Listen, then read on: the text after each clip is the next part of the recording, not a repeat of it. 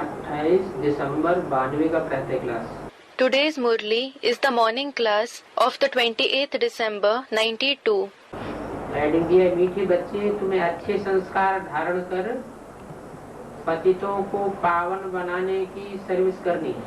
The heading is Sweet children, you have to assimilate good sanskars and do the service of purifying the sinful. अंधों की लाठी बनना है। You have to become the walking stick of the blind. इस बात के अंधे होते हैं। People are blind with respect to what?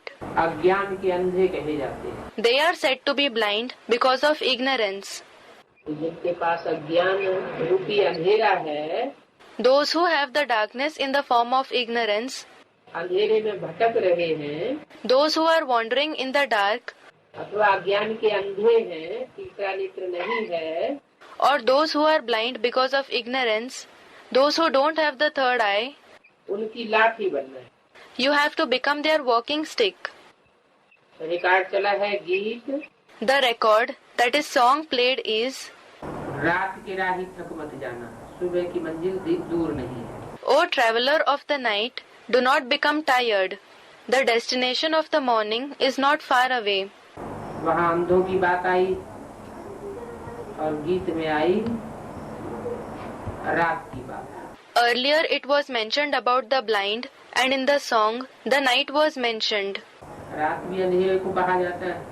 Darkness is called night as well. हम सब रात के राही हैं। All of us are travelers of the night, क्योंकि अभी सवेरा आया नहीं है। because the morning has not arrived yet. सवेरा कहते हैं सतयुग को। The golden age is called morning. दुनिया है उसे कहेंगे सवेरा। There is the new world, it will be called morning. और पुरानी दुनिया है उसे कहेंगे कलयुग को अंधेरा। And the old world, the iron age, will be called darkness. क्योंकि अंधेरे में जो राक्षसी आत्माएं हैं वो अपना अज्ञान फैलाती है। Because the demonic souls spread their ignorance in that darkness. तो ये तो बच्चों की रूहानी यात्रा है अंधेरे की। So, this is a spiritual journey of you children in darkness. रूह की रोशनी लेकर के तुम यात्रा करते हो। You travel with the light of the spirit. सबसे जास्ती महत्व इस रूहानी यात्रा का है। This spiritual journey is the most important. वो भक्ति मार्ग में यात्राएं होती हैं, उनको लोग महत्व तो जास्ती देते हैं। People give more importance to the journeys of the path of bhakti, devotion. लेकिन वो जानते नहीं है कि उस यात्रा से कुछ फायदा होने वाला नहीं है। But they do not know that there is no benefit in that journey. जब जानेंगे कि ये रूहानी यात्रा से हमको कितना फायदा होता है, When they come to know that they gain so much benefit from this spiritual journey, तो इसका महत्व बहुत बढ़ जाएगा। then its importance will increase a lot. ये रूहानी ईश्वरीय भाषा है अथवा भाषण है। This is a spiritual divine language or lecture of God. तुम भी तो भाषण करते हो ना।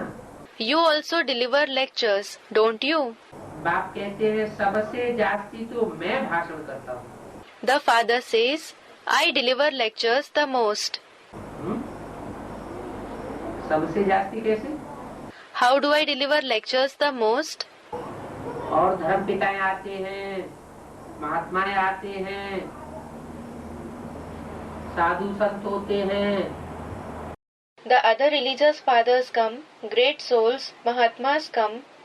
There are sages and saints. वो सब आकर के कुछ न कुछ सुनाते हैं, प्रवचन देते हैं, भाषण करते हैं। All of them come and narrate something or the other. They give speeches, deliver lectures. लेकिन दुनिया तो नीचे गिरती चली जाती है। But the world keeps degrading. दुनिया में स्नेह, प्यार, सौहार्द घटता जाता है। Kindness, love and affection keep decreasing in the world. तो उनका भाषण करना न करना बराबर हो जाता है। So, their giving or not giving lectures becomes one and the same. लेकिन भगवान तो आता ही है कलयुग के अंत में सतयुग लाने के लिए। Well, God comes at the end of the Iron Age only to bring the Golden Age. तो वो सफलता की बात हो जाती है। So, that is a matter of success. कलयुग को बदल करके, पापी युग को बदल करके और नई सतयुगी दुनिया लाना, ये सिवाय परमपिता परमात्मा के और किसी का काम हो ही नहीं सकता। To change the Iron Age, to transform the sinful age and bring about a new world of the Golden Age cannot be the task of anyone else at all except the Supreme Father, Supreme Soul. नरक को स्वर्ग बनाना ये एक बाप का ही काम है। Transforming hell into heaven is the task of only the one Father, जो सबका बाप है, who is the Father of everyone. इसलिए उसे सबसे जास्ती भाषण करना पड़ता है। That is why he has to deliver lectures the most. भाषण करना पड़ता है, माना ज्ञान की बात समझानी पड़ती है। He has to give lectures means he has to explain the points of knowledge. ज्ञान कहा ही जाता है समझ को। Understanding itself is called knowledge. भक्ति कहा जाता है बेसमझी को। Ignorance is called bhakti. सुनते हैं, सुनाते हैं, लेकिन रिजल्ट कुछ भी नहीं निकलता। People listen, they narrate, but there isn't any result in it. अंधश्रद्धा पूर्वक भक्ति करते रहते हैं, चलते रहते हैं। जिसने जो कुछ बोला सत्य वचन महाराज कर दिया। People keep doing bhakti with blind faith. They keep following it. People say, Satya Vachan Maharaj, meaning, what you say is true, sir, to whatever someone says. दूसरे ने कुछ उल्टा उसके विपरीत बोल दिया तो भी सत्य वचन महाराज कर दिया। Even if another person says something opposite to it, they say Satya Vachan Maharaj. Ganga गए गंगाराम और जमुना गए Jamuna Ram. When they visit the Ganges, they become Gangaram. And when they visit the Jamuna, they become Jamunaram. Ganga में जाकर के गंगा के दास बन जाते, जमुना में जाकर के जमुना के दास बन जाते। Meaning, when they go to the Ganges, the river Ganga, they become the devotee of the Ganges. And when they go to Yamuna, they become the devotee of Yamuna. साधु संत महात्माओं के माथे टेकते रहते हैं। परमात्मा बाप कहता है मेरे तो पाँव है ही नहीं। They keep bowing their head before the sages, saints and great souls. The Supreme Soul Father says, I do not have feet at all. मैं तो निराकार ज्योति बिंदु हूँ। In fact, I am incorporeal, the point of light. मैं जन्म मरण के चक्र में आता ही नहीं हूँ। I do not come in the cycle of life and death at all. तो मेरे तुम पाँव क्या छुए? So how will you touch my feet? मैं जो कुछ तुमको ज्ञान सुनाता हूँ, वो ज्ञान सुन करके तुम अगर जीवन में धारण करेंगे तो सतयुग में जाकर के देवता बन जाएंगे। Whatever knowledge I narrate to you, if you listen to that knowledge and assimilate it in your life, then you will become a deity in the golden age. इसलिए बाप समझाते हैं कि मैं सबसे जास्ती भाषण करता हूँ। That is why the Father explains, I give lectures the most. मुझे सबसे जास्ती समझाना पड़ता है। I have to explain the most. क्योंकि मैं ज्ञान का सागर हूँ। Because I am the ocean of knowledge. और इसके साधु संत महात्माएं हैं, कोई नदी है, छोटे मोटे सागर हैं, लेकिन वो विशाल सागर है जिसमें सब सागर समा जाते हैं। There are so many sages, saints and great souls. Some are rivers and some are small oceans. But he is a vast ocean in which all the oceans merge. मैं सागर हूँ और फिर पतित पावन सद्गति दाता भी हूँ। I am the ocean. Then I am also the purifier of the sinful and the giver of true liberation. जो भी नदियाँ होती हैं, वो ऊंचे पहाड़ से आती हैं, ऊंची स्टेज से। All the rivers come from high mountains, a high stage. स्वच्छ जल लेकर के आती हैं। They bring with them fresh water. और जब मैदान में जाती हैं तो उसमें कचरा गिर जाता है, शहरों का गंदी हो जाती है। And when they come to the plains, then the dirt of the cities falls in them. They become dirty. वो सारा कचरा सागर में जब जाता है तो फिर स्वच्छ हो जाता है। When all that dirt falls into the ocean, they become clean. तो ऐसे ही परमात्मा भी ज्ञान सागर है। So similarly, the Supreme Soul is the ocean of knowledge. उस ज्ञान सागर में जितने भी मनुष्य मात्र गुरु हुए हैं, उन सबका जितना भी अज्ञान रूपी कचरा है वो सब जाकर के मिक्स हो जाता है कलयुग के अंत में. At the end of the Iron Age, all the dirt-like ignorance of all the human gurus is mixed in that ocean of knowledge. तो बोला, मैं ज्ञान का सागर हूँ, पतितों को पावन बनाने वाला सदगति दाता हूँ. So it was said, I am the ocean of knowledge. I am the purifier of the sinful and the giver of true liberation. कैसी सदगति देता हूँ? What kind of true liberation do I give? पहले पहले बुद्धि की सदगति करता हूँ. First of all, I bring about the true liberation of the intellect. Divya बुद्धि प्रदान करता हूँ. I grant you a divine intellect. और जो मनुष्य गुरु है वो बुद्धि का परिवर्तन नहीं करते. The other human gurus do not transform the intellect. मैं आकर के बुद्धि का परिवर्तन करता हूँ. I come and transform the intellect. ज्ञान से ही सदगति होती है. True liberation takes place only through knowledge. जो जन्म मरण के चक्र में नहीं आने वाला है वही अनेक जन्मों का ज्ञान दे सकता है. Only the one who does not come in the cycle of life and death can give the knowledge of many births. हम मनुष्य आत्मा तो जन्म मरण के चक्र में आती है. We human souls come in the cycle of life and death. जन्म मरण के चक्र में आते आते एक शरीर छोड़ करके दूसरा चोला लेना पड़ता है. While passing through the cycle of life and death, we have to leave one body and take another costume, meaning body. पूर्व जन्म की बातें भूल जाती हैं. We forget about the past births अगले जन्म का तो हमें पता ही नहीं. and we do not know anything about the next birth at all. तो अनेक जन्मों का ज्ञान सिवाय परमात्मा के और कोई दे नहीं सकता. So, no one except the Supreme Soul can give the knowledge of many births. वही सदगति दाता कहा जाता है. वो आकर के हमारी पहले पहले बुद्धि की सदगति करता है, ज्ञान देकर. He himself is called the giver of true liberation. He comes and first of all brings the true liberation of our intellect by giving knowledge. क्योंकि वही सत्य के आदि मध्य को जानता है. Because he alone knows the beginning, middle and the end of the world. मनुष्य की बुद्धि तो बंधी हुई बुद्धि है. The intellect of human beings is limited. वो तो शास्त्रों का ज्ञान लेते हैं और फिर पढ़ करके दूसरों को सुनाते हैं. They obtain knowledge from the scriptures, read it and then narrate it to the others. शास्त्रों में पुस्तकों में जो भी ज्ञान है वो बंधा हुआ ज्ञान है. Whatever knowledge is contained in the scriptures, books, is limited knowledge. कोई भी पुस्तकें पढ़ करके पुस्तक पढ़ने के बाद पुस्तक किसी के प्रश्नों का जवाब नहीं देती. After reading a book doesn't answer anybody's questions. वो सदगुरु ऐसा है जो हर प्रश्न का जवाब देता है. That Sadguru is such that he gives a reply to every question. हर प्रश्न का जवाब उससे मिलता है. We get replies to every question from him.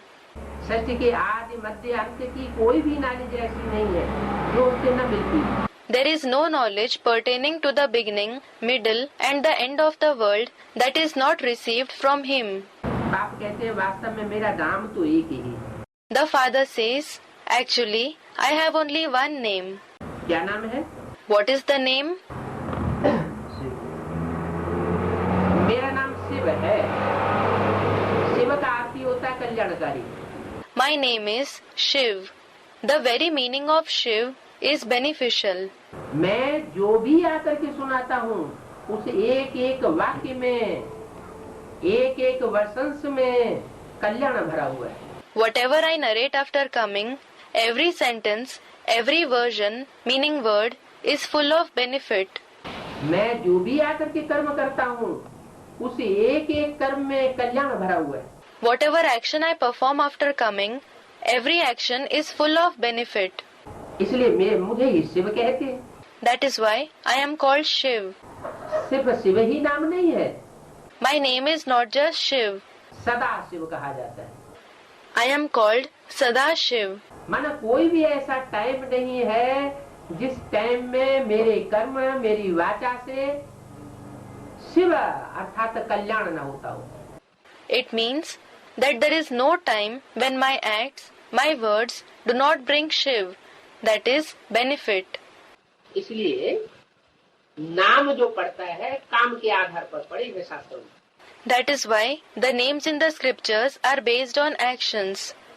जैसे दुर्योधन है, दुष्ट युद्ध जिसने किया तो दुर्योधन नाम पड़ा। For example, there is Duryodhan, a villainous character in the epic Mahabharata. The one who fought a wicked war was named Duryodhan.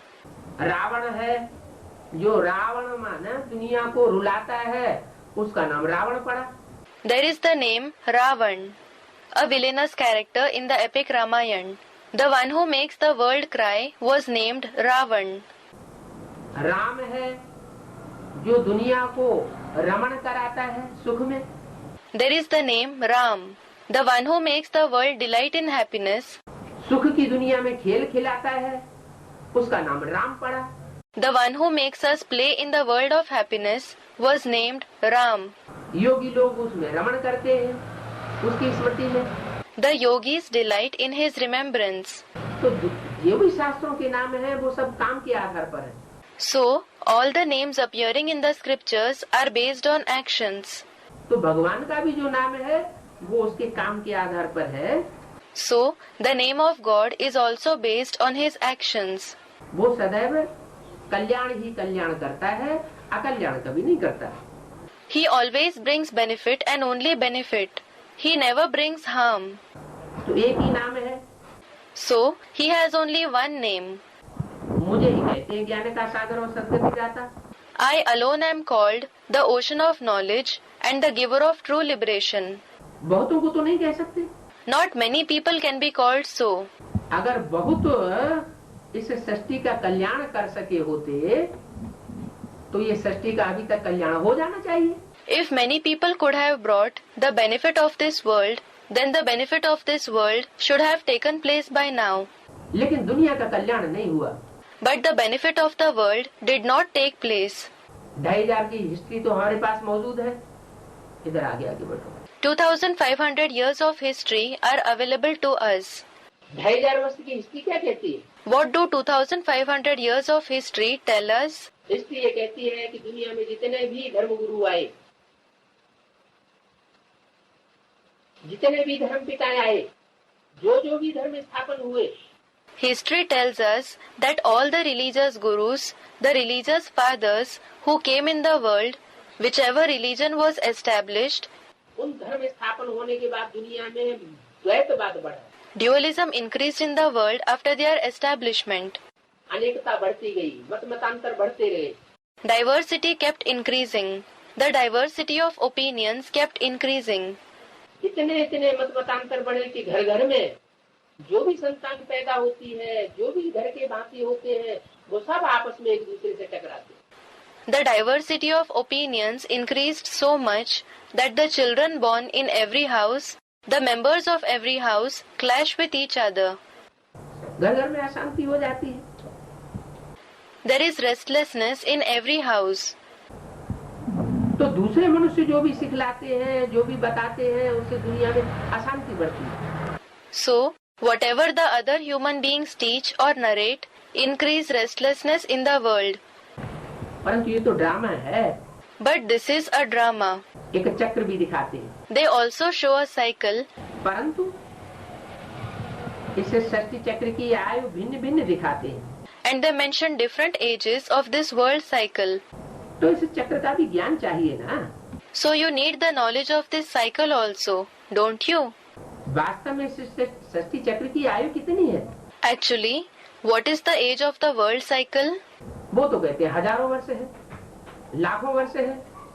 They say it is thousands of years, lakhs of years. Lakhs means 100,000s. सत्य की आयु भी लाखों वर्ष बताई दी।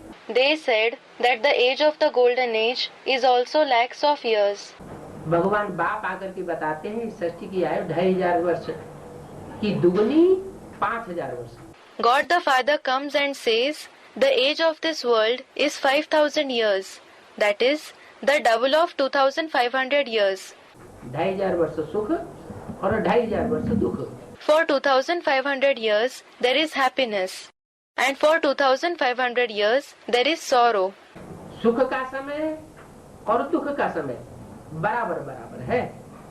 The time for happiness and sorrow is equal, जैसे रात और दिन बराबर बराबर होती है, just as night and day are equal. 12 घंटे का दिन और 12 घंटे की रात होती है। There is day for 12 hours and night for 12 hours. ऐसे ही इस सृष्टि पर सुख दुख का पीरियड तो बराबर बराबर है। Similarly, the period of happiness and sorrow is equal in this world. लेकिन मनुष्य आत्मा अपने कर्मों के अनुसार उस सुख और दुख के पीरियड को बढ़ाए घटाए। But human souls increase or decrease that period of happiness and sorrow as per their actions. परमात्मा बाप जब आते हैं, उनकी सुनाई हुई वाणी को जो सुनकर के जीवन में धारण करते हैं, दूसरों को धारण कराते हैं, तो ऐसी आत्माएं ज्यादा सुख की भागी बन जाती हैं। When the Supreme Soul Father comes, then those who listen to his Vani, words narrated, assimilate them in their life and make others assimilate them, become entitled to more happiness. भगवान तो आते ही हैं गीता ज्ञान सुनाने। God certainly comes to narrate the knowledge of the Gita. Gita ज्ञान से नर से नारायण बनाने, नारी को लक्ष्मी बनाने। He comes to transform a man into Narayan and a woman into Lakshmi through the knowledge of the Gita. तो जो नर से नारायण, नारी से लक्ष्मी बनने का पुरुषार्थ करते हैं, वो ज्ञान सुन करके वो लंबे समय के सुख के भागीदार बन जाते हैं। So, those who make Purusharth, spiritual effort to become Narayan from a man and Lakshmi from a woman, after listening to the knowledge, become entitled to happiness for a long time. अनेक जन्मों के लिए राजाई प्राप्त कर लेते हैं। They get kingship for many births. तो ये चक्र है 4 युगों का। So, this is a cycle of 4 ages. सतयुग, Treta. The Golden Age and the Silver Age. सतयुग में नारायण कराते, त्रेता में राम कराते। In the Golden Age, there is the rule of Narayan. And in the Silver Age, there is the kingdom of Ram. ये नारायण और राम के राज्य में सुख ही सुख होता है, 2 युगों में। In the kingdom of Narayan and Ram, in 2 ages, there is just happiness. इसको कहते हैं ब्रह्मा का दिन। This is called Brahma's day. और द्वापर कलयुग में द्वैत पैदा हो जाता है। And in the Copper and Iron ages, duality begins. दूसरे धर्म पिताएं आते हैं, Ibrahim, Buddha, Christ. The other religious fathers like Abraham, Buddha and Christ come. ये इस्लाम धर्म, बौद्ध धर्म, क्रिश्चियन धर्म, अनेक धर्म जब से 2500 वर्ष में पैदा हुए, तब से दुनिया में अंधेरा होना शुरू हो गया। Ever since many religions like Islam, Buddhism and Christianity were established, in the 2500 years, darkness started spreading in the world. अंधेरा माना अंधियारा, अज्ञान का अंधियारा, सब भटकते हैं, किसी को कोई रास्ता नहीं मिलता। Darkness means the darkness of ignorance. Everyone wanders. Nobody is able to find the way. तब अंत में जाकर के परमात्मा शिव को इस सृष्टि पर आना पड़ता है। Then at the end, the Supreme Soul Shiv has to come in this world. कब? जब दुनिया में एटम बमों की रचना होती है। When atom bombs are prepared in the world. इसलिए शास्त्रों में लिखा हुआ है कि शंकर द्वारा सृष्टि का विनाश। That is why it is written in the scriptures that the destruction of the world takes place through Shankar. माना भगवान जब बाप आते हैं तो 3 देवताओं का कर्तव्य शुरू करते हैं, ब्रह्मा के द्वारा नई सृष्टि की स्थापना। It means when God the Father comes, he begins the task of the 3 deities. The establishment of the new world through Brahma. वो प्रैक्टिकल देखने में आ रही है। We can see it in practice. गांव-गांव में, शहर में ब्रह्मा कुमारी विद्यालय खुले हुए हैं। In every village and city, the Brahma Kumari Vidyalaya, meaning school, are opened. उन ब्रह्मा कुमारी विद्यालयों में वो ब्राह्मणों को जो ब्रह्मा की औलाद बनते हैं, ब्रह्मा के मुख से सुना हुआ ज्ञान सुन रहे हैं। In those Brahma Kumari schools, the Brahmins who become Brahma's children, who are listening to the knowledge narrated through the mouth of Brahma, वो अपने जीवन में ब्राह्मणत्व को धारण करते हैं। they attain Brahmanism in their life. ब्राह्मणत्व को धारण करने वाले ब्राह्मणों में 2 प्रकार के ब्राह्मण तैयार हो जाते हैं। Among the Brahmins who attain Brahmanism, 2 kinds of Brahmins become ready. एक तो रावण, कुंभकर्ण, मेघनाद जैसे ब्राह्मण बनते हैं। One kind of Brahmins are like Ravan, Kumbhakaran and Meghnad. सुनते भी हैं, दूसरों को बहुत ज्ञान सुनाते भी हैं। They listen to the knowledge as well as narrate a lot of knowledge to the others. जैसे रावण के हाथों में भी वेद शास्त्र दिखाए जाते हैं। For example, the Vedas and scriptures are also shown in the hands of Ravan. Brahma के हाथों में भी वेद शास्त्र दिखाए जाते हैं। The Vedas and scriptures are shown in the hands of Brahma as well. लेकिन कर्म दोनों के अलग अलग हो जाते हैं। But the actions of both of them are different. कहाँ ब्रह्मा के कर्म सारी सृष्टि को सुख देने का, What a vast difference there is between the actions of Brahma, the actions of giving happiness to the entire world, और कहाँ रावण के कर्म सारी सृष्टि को दुख देने का कर्म। and the actions of Ravan, the actions of giving sorrow to the entire world. तो कर्म के आधार पर, उस ज्ञान की धारणा के आधार पर दोनों के रास्ते अलग अलग हो जाते हैं। So, based on the actions according to the assimilation of knowledge, the paths of both of them become different. तो ब्रह्मा के द्वारा जो ज्ञान दिया जाता है उसमें जो रावण संप्रदाय ब्राह्मण होते हैं वो कहते कुछ हैं, करते कुछ हैं। So, the Brahmins of the community of Ravan, who are born through the knowledge given by Brahma, say something and do something else. उनकी संख्या भी बहुत ज्यादा हो जाती है। Their population is big.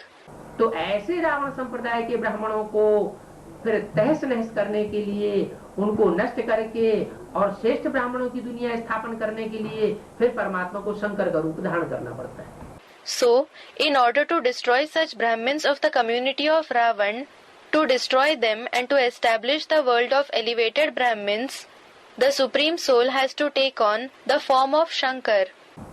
ज्ञान के बड़े बड़े बॉम्ब निकालता है। He makes big bombs of knowledge. उन बॉम्बों से कहो अथवा राम वाली आत्मा जिसे शंकर का नाम दिया जाता है उसके ज्ञान के बाणों से कहो, उन असुरों को घायल किया जाता है। Through those bombs or through the arrows of knowledge of the soul of Ram, who is called Shankar, those demons are injured. उनके पापों को नाश किया जाता है। Their sins are destroyed. जब पाप साप नाश हो जाते हैं तो वही श्रेष्ठ आत्माएं जो हैं वो असुर से देवता भी बन जाती है। When the sins and curses are destroyed, those very elevated souls can also transform from demons into deities. सब तो नहीं बन सकते। Not everyone can become a deity. कुछ बनते हैं, कुछ नहीं बनते हैं। स्कूल होता है, स्कूल में कोई बच्चे पास होते हैं, कोई बच्चे ना पास होते हैं। Some become and some do not become deities. In a school, some children pass and some fail. तो ऐसे ये भी स्कूल है। Similarly, this is also a school सदगति करने का ज्ञान दिया जाता है। where the knowledge to attain true liberation is given. ये ईश्वरीय यूनिवर्सिटी है। इस यूनिवर्सिटी में कोई अच्छे पढ़ाई पढ़ने वाले स्टूडेंट्स होते हैं, कोई ना पढ़ाई पढ़ने वाले स्टूडेंट्स होते हैं। This is a divine university. In this university, some students study well and some students do not study well. तो जो अच्छी पढ़ाई पढ़ने वाले स्टूडेंट्स हैं वो सतयुग में जाकर देवता बनते हैं। So the students who study well will become deities in the golden age. Treta में जाकर के राम के राज्य में बहुत सुख पाएंगे। And in the silver age, they will experience a lot of happiness in the kingdom of Ram. दो युगों का पूरा सुख उनको मिलता है। They get the complete happiness of the two ages. लेकिन उनकी संख्या कम होती है। But their population is small. आज की कलयुग की सृष्टि की जनसंख्या 500-600 crore. The population of today's Iron Age world is 500 to 600 crore, meaning 5 to 6 billion. और सतयुग की दुनिया में जो जनसंख्या होती है वो बहुत थोड़ी होती है। And the population in the Golden Age world is very small. सतयुग में सिर्फ 2 करोड़ मनुष्य आते हैं। In the Golden Age, there are only 2 crore, meaning 20 million human souls. वो भी शुरुआत में तो 9 लाख ही होंगी। That too, in the beginning, there will be only 9 lakh, meaning 900,000 souls, जो 9 लाख हार गाया जाता है, who are praised as Naulakha Har, necklace worth 9 lakh. गले का हार बनते हैं परमात्मा के 9 लाख आत्माएं। 9 lakh souls become the rosary of the Supreme Soul. 9 lakh सितारे भी आसमान में कहे जाते हैं। It is also said that there are 9 lakh stars in the sky. वो सितारे तो जड़ सितारे हैं Those stars are non-living stars, और हम इस धरती के चैतन्य सितारे हैं। and we are the living souls of this earth. ये 9 लाख सितारे जो हैं वो जब कलयुग के अंत में एटम बम फटते हैं, एटमिक विनाश होता है, तो सारी दुनिया में ये 9 लाख सितारे ज्ञान की चमक मारते हैं। When atom bombs explode at the end of the Iron Age, there is an atomic destruction. These 9 lakh stars emit the radiance of knowledge in the entire world. इनके अंदर इतना ज्ञान होता है कि सारी दुनिया इनको झुक जाती है। They possess so much knowledge that the entire world bows before them. कहाँ 500-600 करोड़ मनुष्य सृष्टि के लोग और कहाँ 9 लाख सितारे सारी दुनिया में चमक मारने वाले, रोशनी देने वाले। What a difference there is between the 500 to 600 crore human beings of the human world and the 9 lakh stars that shine in the entire world and give light. इनकी महिमा सारे संसार में हो जाती है। They are praised in the entire world. इसलिए वो 9 लाख आत्माएं प्रसिद्ध हैं जो सतयुग के पहले जन्म में जाकर के जन्म लेती है। That is why those 9 lakh souls who are born in the first birth of the golden age are famous. 16 कला संपूर्ण, संपूर्ण अहिंसक, मर्यादा पुरुषोत्तम नई सृष्टि की मालिक बनती है। They become complete with 16 celestial degrees, completely non-violent, Maryada Purushottam, meaning highest among all the souls who follow the code of conduct, and masters of the new world. यथा राजा तथा प्रजा वहाँ दुनिया में होता है। There, in that world, as is the king, so are the subjects. तो ये चक्र का ज्ञान तुम बच्चों को चाहिए। So, you children require the knowledge of the cycle. सतयुग में नारायण का राज्य 16 कला संपूर्ण। In the golden age, there will be a kingdom of Narayan who is complete with 16 celestial degrees. Treta में राम का राज्य 14 कला संपूर्ण। In the silver age, there will be the kingdom of Ram who is complete with 14 celestial degrees. वहाँ सुखी सुख होता है 2 युगों में। There is just happiness there in the 2 ages. दुख की कोई बात ही नहीं होती, नाम निशान नहीं होता अशांति का, दुख का। There is no question of sorrow at all. There is no trace of restlessness, sorrow. फिर द्वापर जब से शुरू होता है, दूसरे द्वैत फैलाने वाले धर्म पिताएं आते हैं। Then, when the copper age commences, when the religious fathers who spread dualism arrive, वो अलग अलग धर्म फैलाते हैं, दुनिया में तो मतांतर बढ़ जाता है। they spread different religions and the diversity of opinions increases in the world. दुख अशांति की बढ़ोतरी होती जाती है। Sorrow and restlessness keeps increasing.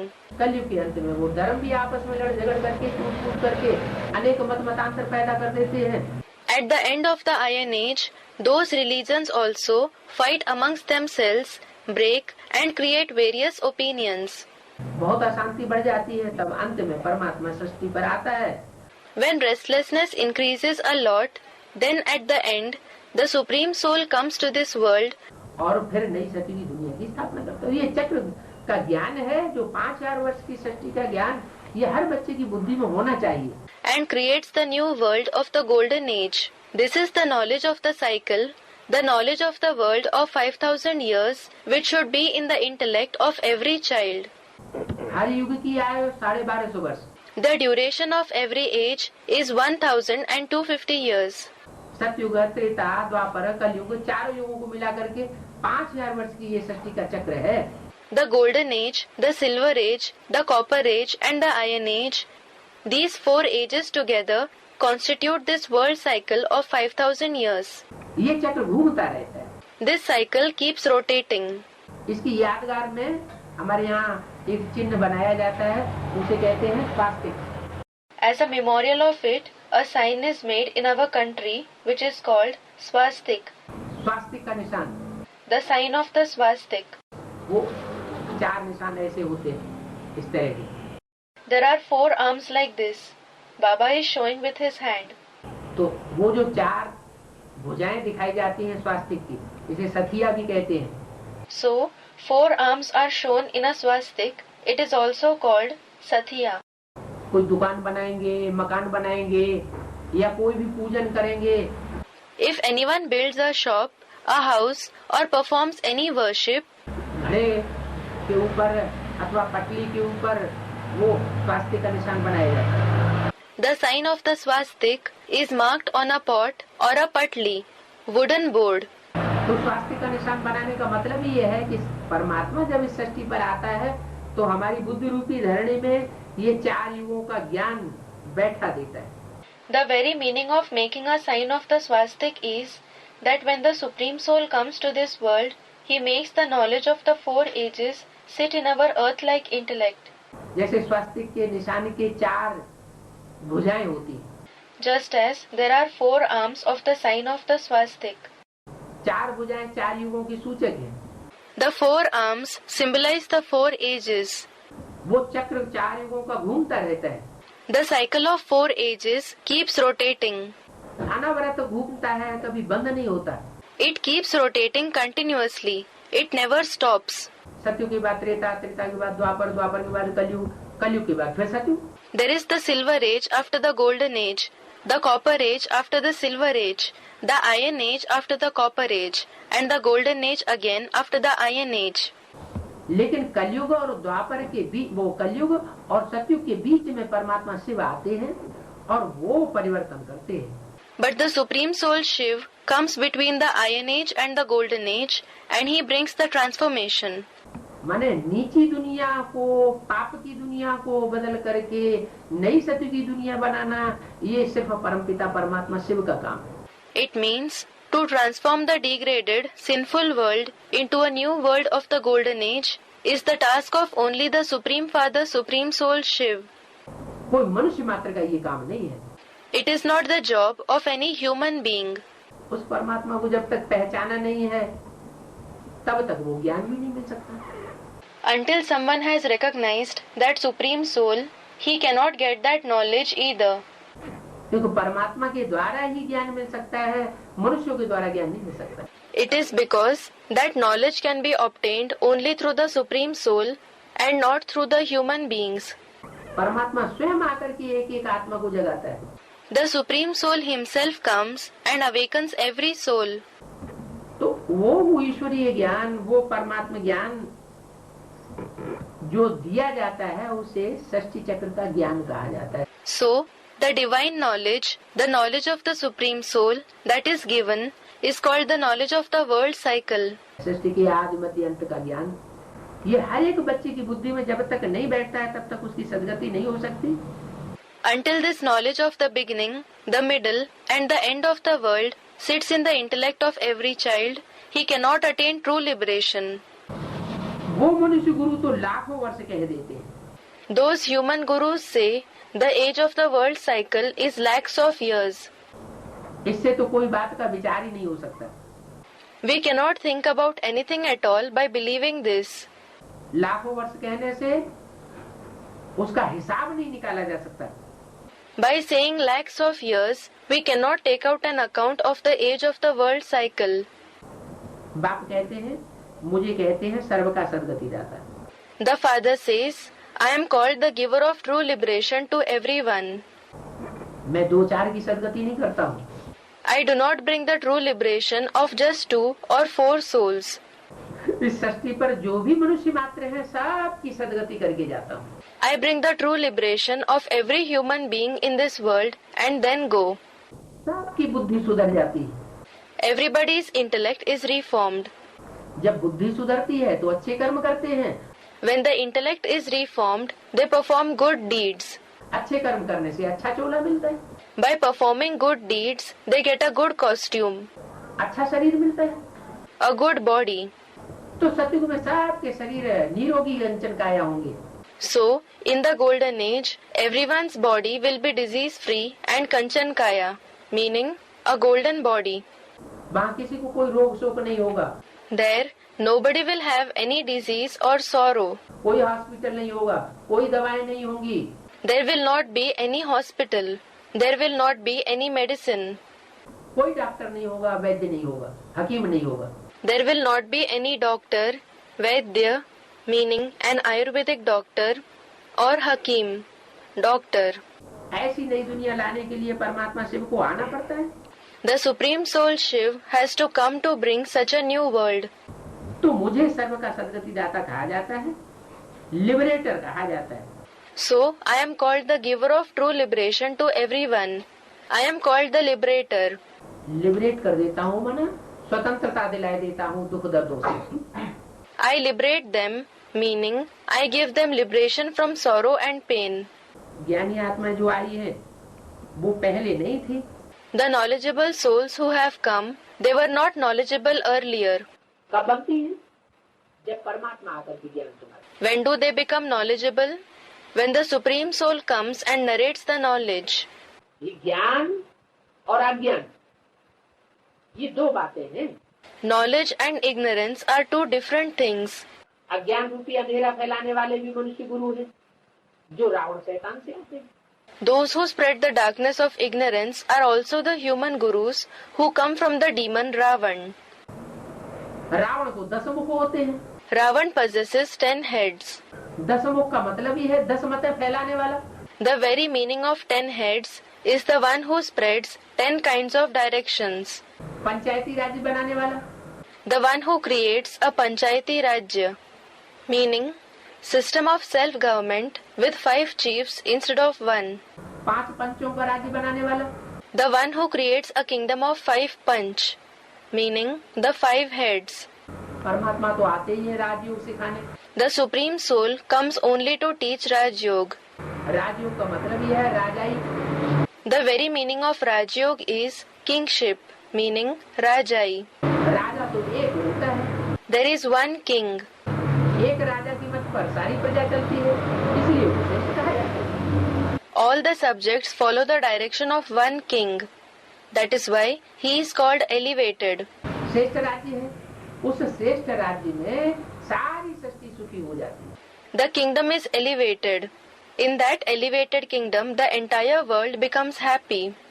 आज रावण का राज्य है, पंचायती राज्य है, हर देश में पंचायती राज्य है। Today there is the kingdom of Ravan, the Panchayati Rajya. In every country there is the Panchayati Rajya. तो सारे ही देशों में मारामारी लगी हुई है, सभी दुखी हैं। There is fight in all the countries. Everyone is sorrowful. तो इतने सबको कौन आकर के वापस ले जाएगा? So, who will come and take back all these souls? Guide तो एक ही, परमपिता परमात्मा। There is only one guide. It is the Supreme Father, Supreme Soul. Guide अर्थात जो आगे आगे रास्ता दिखाता है। Guide means the one who shows the way ahead. उससे आगे बढ़ करके और कोई रास्ता दिखाने वाला नहीं होता। There is no one who can show the way better than him. वो सबसे आगे रह करके ज्ञान रास्ता दिखाता है, बाकी सब पीछे पीछे चलते हैं। He remains ahead of everyone and shows the path. All the rest walk behind him. गाते भी हैं, हे पतित पावन सर्व के सदगति दाता। People also sing, O purifier of the sinful, O giver of true liberation to everyone. वो गुरु तो होते ही हैं अनेक। Those gurus are indeed numerous. गुरु किया जाता है गति करने के लिए। People have a guru for them to attain liberation. गुरु को आगे रखा जाता है और फॉलोअर्स को पीछे रखा जाता है। The guru is kept ahead and the followers are kept behind. Follow माने पीछे पीछे चलने वाले। Followers mean those who walk behind. यहाँ ऐसी बात नहीं, यहाँ कैसी बात है? Here it is not so. How is it here? वो दुनिया में तो गुरुओं को आगे रखते हैं। In that world, the gurus are kept ahead. और यहाँ परमात्मा बाप आते हैं तो गुरु और फॉलोअर्स का चक्कर खत्म कर देते हैं। And here, when the Supreme Soul Father comes, he ends the custom of having gurus and followers. कहते तुम मेरे बच्चे हो, यहाँ गुरु और फॉलोअर की बात नहीं है। He says, you are my children. There is no question of the relationship of a guru and a follower here. ये गुरु समझ करके माथा टिकाने की बात नहीं है। There is no question of considering the father a guru and bowing before him. माताओं को तो और ही सर माथे पर रखते हैं। The mothers are honored all the more. बताते हैं कि तुमको तो वंदे मातरम कहा जाता है। He says, you are addressed as Vande Mataram. Salutation to Mother India. तो तुमको सर माथा टुकाने की क्या दरकार है? Then, what is the need for you to bow the head? माताएं ही नरक की दुनिया को समाप्त करके और नई सती की दुनिया का दरवाजा खोलने की निमित्त बनती। The mothers themselves become instruments to end the world of hell and open the door of the new golden age world. तो माताओं को बाप आकर के आगे बढ़ाते हैं। So, the father comes and makes the mothers move ahead. जो भी बच्चे हैं जो बाप का ज्ञान सुनते हैं उनको बाप आकर के आगे बढ़ाते हैं। All the children who listen to the knowledge of the Father, it is the Father who comes and makes them move ahead. खुद आगे नहीं रहते, खुद विश्व की बात सही नहीं लेते। He himself does not stay ahead. He himself does not take the emperorship of the world. तुम बच्चों को आकर के विश्व की बात सही देते। He comes and gives the emperorship of the world to you children. तो बताया यहाँ ऐसी बात नहीं है कि फॉलोअर्स पीछे रहे और गुरु आगे रहे। So it was said, here it is not the case that the followers remain behind and the gurus move ahead. यहाँ तो बाप कहते हैं तुम बच्चे आगे आगे बढ़ो, मैं पीछे पीछे आता हूँ। Here the Father says, children, move ahead. I will come behind. यहाँ तो बाप कहते हैं बच्चे तुम आगे चलो, क्योंकि ये गौशाला है ना। Here the Father says, children, move ahead, because this is a cow shed, Gaushala, isn't it? नाम है गौशाला। It is named Gaushala. Bhagavat ग्रंथ में बताया हुआ है कि कृष्ण गौएं चराते थे। In the scripture Bhagavad, it has been mentioned that Krishna used to take the cows for grazing. Krishna को भगवान के रूप में दिखाया हुआ है। Krishna has been shown in the form of God. तो गौओं को आगे रखा जाता है और ग्वाला, कृष्ण ग्वाला। So cows are kept ahead. And what about the cowherd? The cowherd Krishna? आगे रहता है कि पीछे रहता है? पीछे पीछे चलता है। Does he stay in front or behind? He walks behind. तो गौशाला है ना। So it is a cow shed, isn't it? गौ के आगे ग्वाला जाता है क्या? नहीं। Does a cowherd walk ahead of the cows? No. वो गौओं के पीछे पीछे रहता है। He walks behind the cows. अगर आगे आगे चला जाए तो गौएं इधर उधर हो जाएंगी। If he walks ahead of the cows, then the cows will go here and there. क्या? What? अगर ग्वाला आगे चला जाए तो गौएं इधर उधर हो जाएंगी। If the cowherd walks ahead, the cows will go here and there. तो वो ऐसा कृष्ण भगवान का रूप इस सृष्टि पर गौओं को पालने वाला, गौशाला बनाने वाला, वो पीछे पीछे चल करके गौओं की पालना करता है। So, that form of God Krishna, who takes care of the cows in the world, who makes a cow shed, walks behind and sustains the cows. इसलिए ग्वाला को पीछे आना पड़ेगा। That is why the cowherd has to walk behind. ग्वाला पीछे पीछे आता है और गौओं को आगे आगे चलाता है। तुम आगे चलो। The cowherd walks behind and makes the cows go ahead by saying, walk ahead. बाप भी यहाँ पिछाड़ी में रहते हैं। The Father also stays behind here. ये सारी सृष्टि का बापू जी है। This one is the Bapuji, meaning Father of the entire world.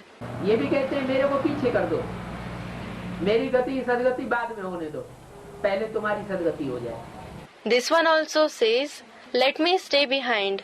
Let my liberation and true liberation take place later.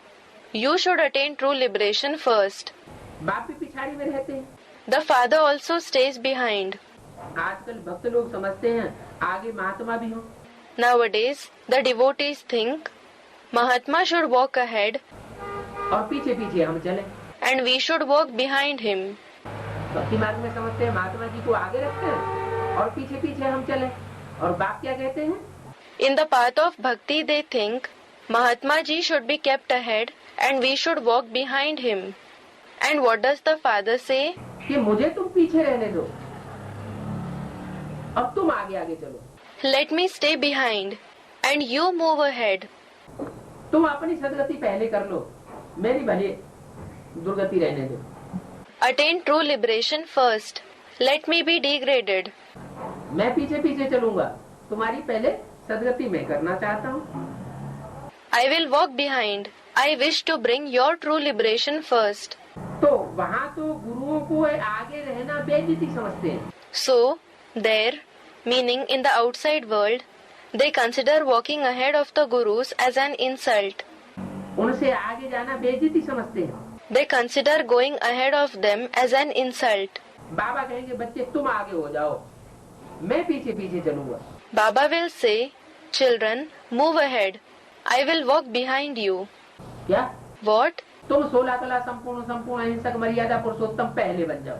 Become complete with 16 celestial degrees, completely non-violent, Maryada Purushottam first. क्यों ऐसा कहते हैं? Why does he say this? है?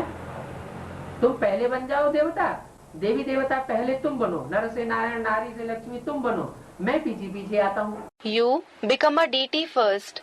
Become Narayan from a man and Lakshmi from a woman first. I will come behind. ऐसा क्यों? Why is it so? बच्चों को अपार इसमें। हाँ, A student. Because the father has immense love for the children. Yes.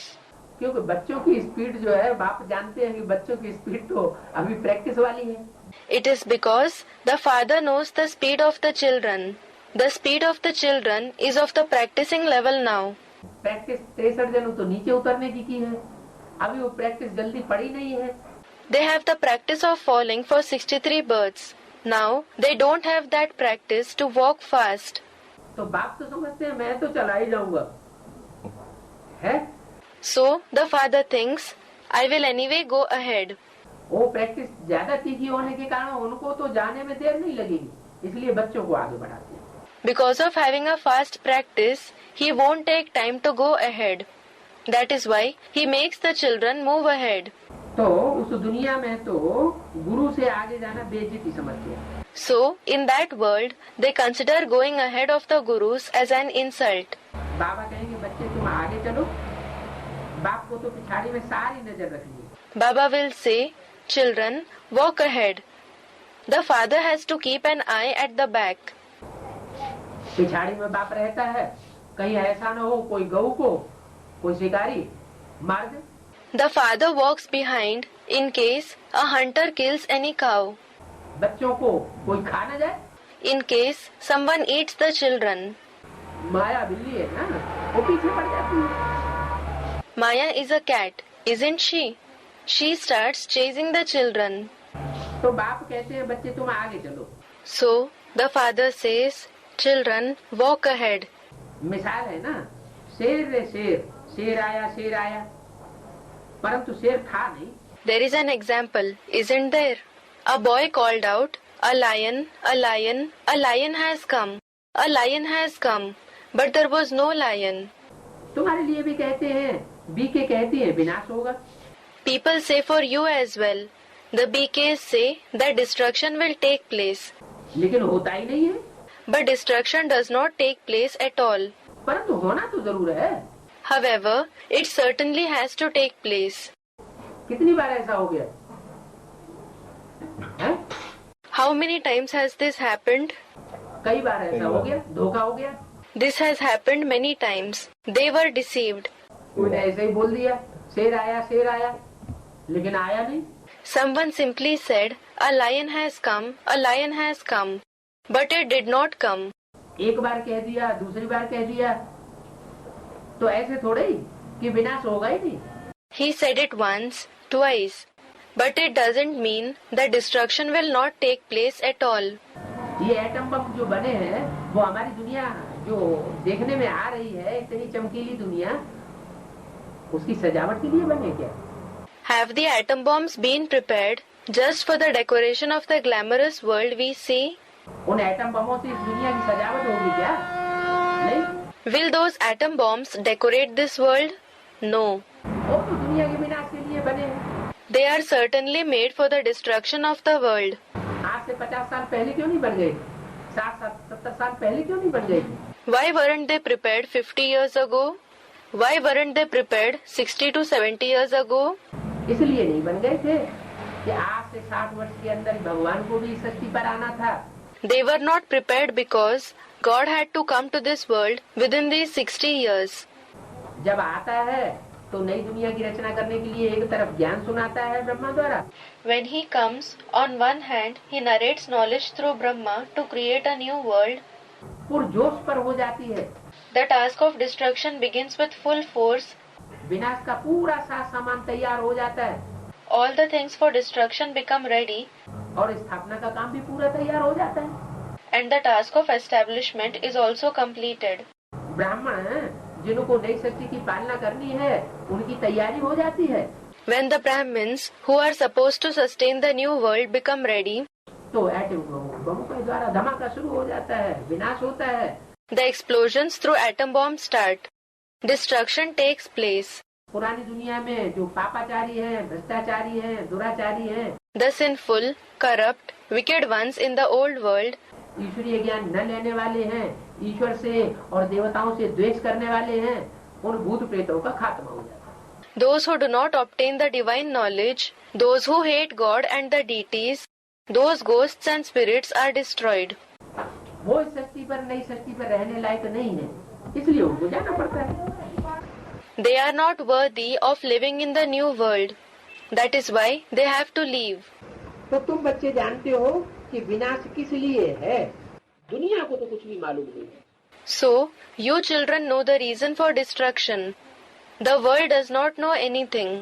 इसलिए विनाश है। Why is the need of destruction? Someone said, for a benefit. इसके कल्याण के लिए। For whose benefit? तो बच्चों के कल्याण के लिए विनाश है, It is for the benefit of you children, और जो दुनिया नहीं सुधरने वाली है, पापाचारियों भ्रष्टाचारियों के लिए, उनके लिए विनाश है। and for the world that is not going to reform, the world of sinful and corrupt souls. For them there is destruction. तुम्हारा तो कल्याण ही होगा, You will certainly be benefited. दुनिया को कुछ पता नहीं। The world does not know anything. अच्छा, महाभारत लड़ाई के बाद क्या हुआ? Acha, what happened after the Mahabharat war? वो किसी को पता नहीं। Nobody knows this. उन्होंने दिखाया कि 5 पांडव बचे और वो भी पहाड़ों पे जाके गल मरे। They have shown that the 5 Pandavas survived and even they melted and died on the mountains. तो फायदा क्या हुआ? So what was the use? द्वापर के अंत में महाभारत युद्ध हुआ At the end of the Copper Age, the massive Mahabharat war took place और सारी दुनिया तहस नहस हो गई। 5 पांडव बचे, द्रौपदी बची और एक कुत्ता बचा, और वो भी पहाड़ पे जब चढ़ना शुरू किया तो गल गए। and the entire world was destroyed. The 5 Pandavas, Draupadi and a dog survived. And even when they started climbing the mountains, they melted. तो फिर फायदा किस हुआ? So, was there any benefit of the war? फायदा तो कुछ भी नहीं दिखाया। No benefit has been shown. वास्तव में ऐसा नहीं है कि द्वापर के अंत में परमात्मा के वेश में आता है। Actually, it is not that the Supreme Soul comes in the form of Krishna at the end of the Copper Age. वो तो वास्तव में आता ही है कलयुग के अंत में। Actually, he comes only at the end of the Iron Age. कलयुग के अंत में आता है और जो 5 पांडव और द्रौपदियां होती हैं उनको ज्ञान सुना करके आगे बढ़ाता है। कितना आगे बढ़ाता है? He comes at the end of the Iron Age, narrates knowledge to the 5 Pandavas and Draupadis, and makes them move ahead. How much does he make them move ahead? इतना आगे बढ़ाता है कि वो अपने देह अभिमान रूपी जो दुम्ब है उसको गलाए दे। He makes them move ahead so much that they remove their tail-like body consciousness. ये देह अभिमान से ही काम, क्रोध, लोभ, मोह, अहंकार 5 विकार पैदा होते हैं। The 5 vices, lust, anger, greed, attachment, and ego, are created from this body consciousness itself. इन 5 विकारों को नष्ट करने के लिए To destroy these 5 vices, परमात्मा ये ज्ञान सुनाता है जिस ज्ञान से देहभान गल जाए, नष्ट हो जाए। the Supreme Soul narrates this knowledge, which removes, destroys body consciousness. तो उस ज्ञान को गलाने, ज्ञान के द्वारा देहभान को गलाने का काम किया है। So, through that knowledge, they, meaning the Pandavas and Draupadi, have done the task of removing body consciousness. वो कैसे होता है? How does that happen? जब पहाड़ों पे चढ़ते हैं तब होता है। पहाड़ पे चढ़ना माने ऊंची स्टेज में जाना। It happens when they climb the mountains. Climbing mountains means going in a high stage. Shiv के मंदिर हैं, हमेशा ऊंचे स्थान पे दिखाए जाते हैं। Shiv's temples are always shown on high places. इसका मतलब क्या हुआ? क्या वो अमरनाथ में बैठा हुआ है पहाड़ पे? नहीं। What does this mean? Is he sitting in Amarnath on the mountains? Amarnath, a pilgrimage place located at high mountains in Kashmir. No. वो ऊंची स्टेज में रहता है। He stays in a high stage. बच्चों के पीछे पीछे चलता है। He walks behind the children. लेकिन पीछे पीछे होते हुए बुद्धि योग से वो ऊंचा रहता है। But in spite of being behind them, he remains in a high stage through the connection of the intellect. बच्चों को आगे बढ़ाता है। He makes the children move ahead. तो कहने का मतलब ये हुआ कि परमात्मा जो है वो महाभारी महाभारत लड़ाई के बाद ऐसा नहीं है कि कलयुग आ जाता है, पापी युग आ जाता है। It means, as regards the Supreme Soul, it isn't that after the massive Mahabharat war, the Iron Age, the sinful age begins. पापी युग की स्थापना करने के लिए आता है, नहीं। It is not that God comes to establish a sinful age. No. फिर भगवान के आने का फायदा क्या हुआ? Then, what is the use of the arrival of God? भगवान तो आता ही है कलयुग के अंत में, और कलयुग के अंत में आकर के हमारे देव हमको गला करके हमको देवता बना देता है। In fact, God comes at the end of the Iron Age, and when He comes, He removes our body consciousness and makes us into deities. तुम बच्चे भी नंबरवार पुरुषार्थ अनुसार इस कल्याणकारी कार्य को जानते हो।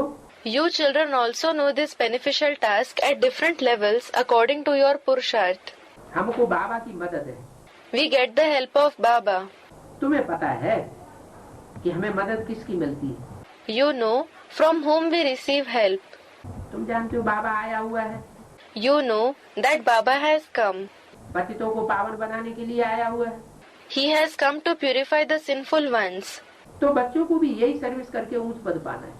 So the children should also do this very service and obtain a high position. कौन सी सर्विस? Which service? कि बाप के कार्य में हम कैसे पतितों को पावन बनाने के लिए मददगार बने। We should think about how we should become helpful in the Father's task, in the task of purifying the sinful ones. तुम जानते हो बाबा आया हुआ है। You know Baba has come. पतितों को पावन बनाना है, अंधों की लाठी बनना है। We have to purify the sinful ones. We have to become a blind man's stick. रास्ता बताया जाता है। The path is shown. अलफ और बे का रास्ता है। It is the path of Alaf and Be. क्या है अलफ बे का रास्ता? What is the way of Alaf and Be? अलफ हो उर्दू में कहते हैं खड़े डंडे को, In Urdu language, a vertical line is called Alaf और बे कहते हैं परे डंडे को। and a horizontal line is called Be. खड़ा डंडा खींच दिया तो अलफ हो गया। If you draw a vertical line, it is Alaf. डंडा पड़ा खींच दिया तो बे हो गया। अलफ बे पे टे ते से, जैसे हिंदी में आ आई ई उ का ख ग घ, अंग्रेजी में ABCDEFG अक्षर होते हैं ना। If you draw a horizontal line, it is Be. There is Alaf, Be, Pe, Te, Te, Se in Urdu. Just like there are alphabets A, A, E, I, U, K, Kh, G, Gh, N in Hindi and A, B, C, D, E, F, G in English. Aren't there?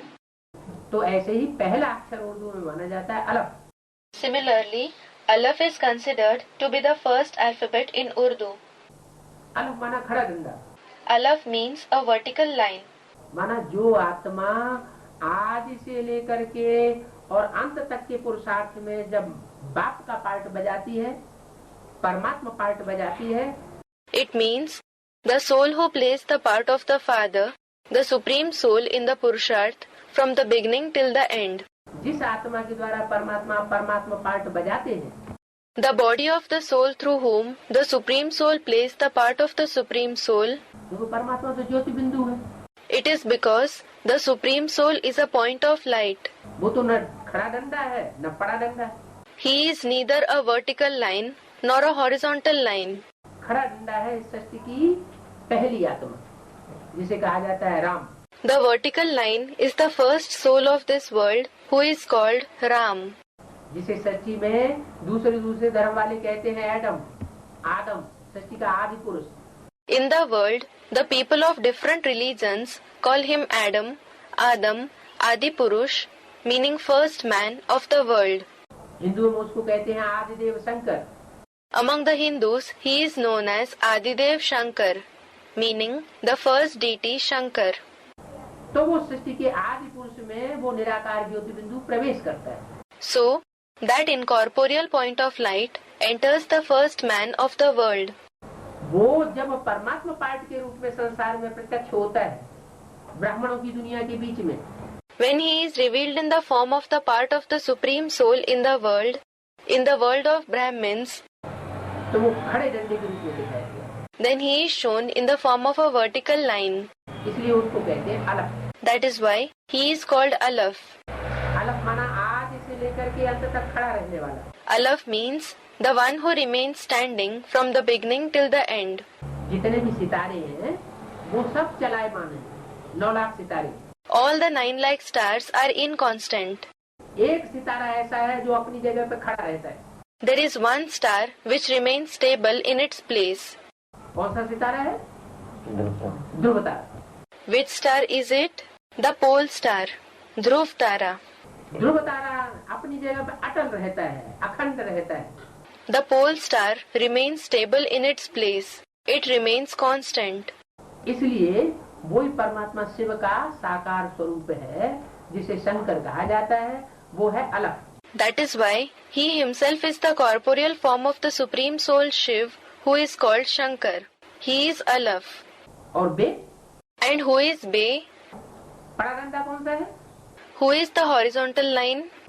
वो अलफ जिसका आधार लेता है नई सृष्टि बनाने के लिए, नई सृष्टि की दुनिया बनाने के लिए जिसका आधार लेता है, वो है ब्रह्म। The one whose support Alaf takes in order to create a new world, a new golden age world, is Brahma. माँ के बगैर तो सृष्टि रची नहीं जाती। The world is not created without the mother. Brahma का अर्थ है ब्रह्मा ने बड़ी और माँ माने माँ, बड़ी माँ। The very meaning of Brahma is Brahm means senior and Ma means mother, the senior mother. तो इस सृष्टि की बड़े से बड़ी माँ है Brahma. So the senior most mother of this world is Brahma. Brahma के द्वारा ब्राह्मण बच्चों को जन्म मिलता है। The Brahmin children are born through Brahma. नई सृष्टि स्थापन होती है। A new world is established. Brahma के द्वारा ब्राह्मण बच्चों को ज्ञान का दूध मिलता है, पालना होती है। The Brahmin children get the milk of knowledge and sustenance through Brahma. ऐसे ब्राह्मण बच्चे, उनमें जो श्रेष्ठ है गुरु वशिष्ठ और विश्वामित्र जैसे ब्राह्मण बनते। Among them, such Brahmin children who become elevated Brahmins like Guru Vashisht and Vishwamitra, उनको फिर संवर्धन मिलता है शंकर के द्वारा। get sustenance from Shankar. और आतताई ब्राह्मणों का विनाश हो जाता है, रावण कुंभकर्ण मेघनाद जैसे ब्राह्मणों का। And the oppressive Brahmins like Ravan, Kumbhakaran, Meghnad are destroyed. Ravan, Kumbhakaran, Meghnad, villainous characters in the epic Ramayana. ये कोई लोहे के बाण मार करके उनको घायल करने की बात नहीं है। It is not a question of injuring them by shooting the arrows of iron. दुनिया के बड़े बड़े महात्माएं होते हैं, वो भी तो ये नहीं सिखाते कि मारा मारी करो आपस में। The big Mahatmas of the world do not teach others to fight with each other either. तो भगवान आकर के मारा मारी कैसे करना सिखाएगा? So how will God come and teach how to fight? या मारा मारी करेगा आकर के? नहीं। Or will he come and fight? No. वो तो ज्ञान की बातें आकर के सुनाता है। In fact, he comes and narrates the points of knowledge. ज्ञान के बाण मारता है, जिन ज्ञान के बाणों से वो आसुरी आत्माएं छलनी होती हैं। He shoots the arrows of knowledge, through which the demonic souls are injured. उनका हिया जलता है, उनको घाव लगता है। Their hearts burn. They are hurt. और वो अपने पाप कर्मों को या तो छोड़ने के लिए विवश हो जाती है, And they are either compelled to renounce their sinful actions, असुर से देवता बन जाती हैं, या तो फिर इस दुनिया से ही उनको रुखसत लेनी पड़े।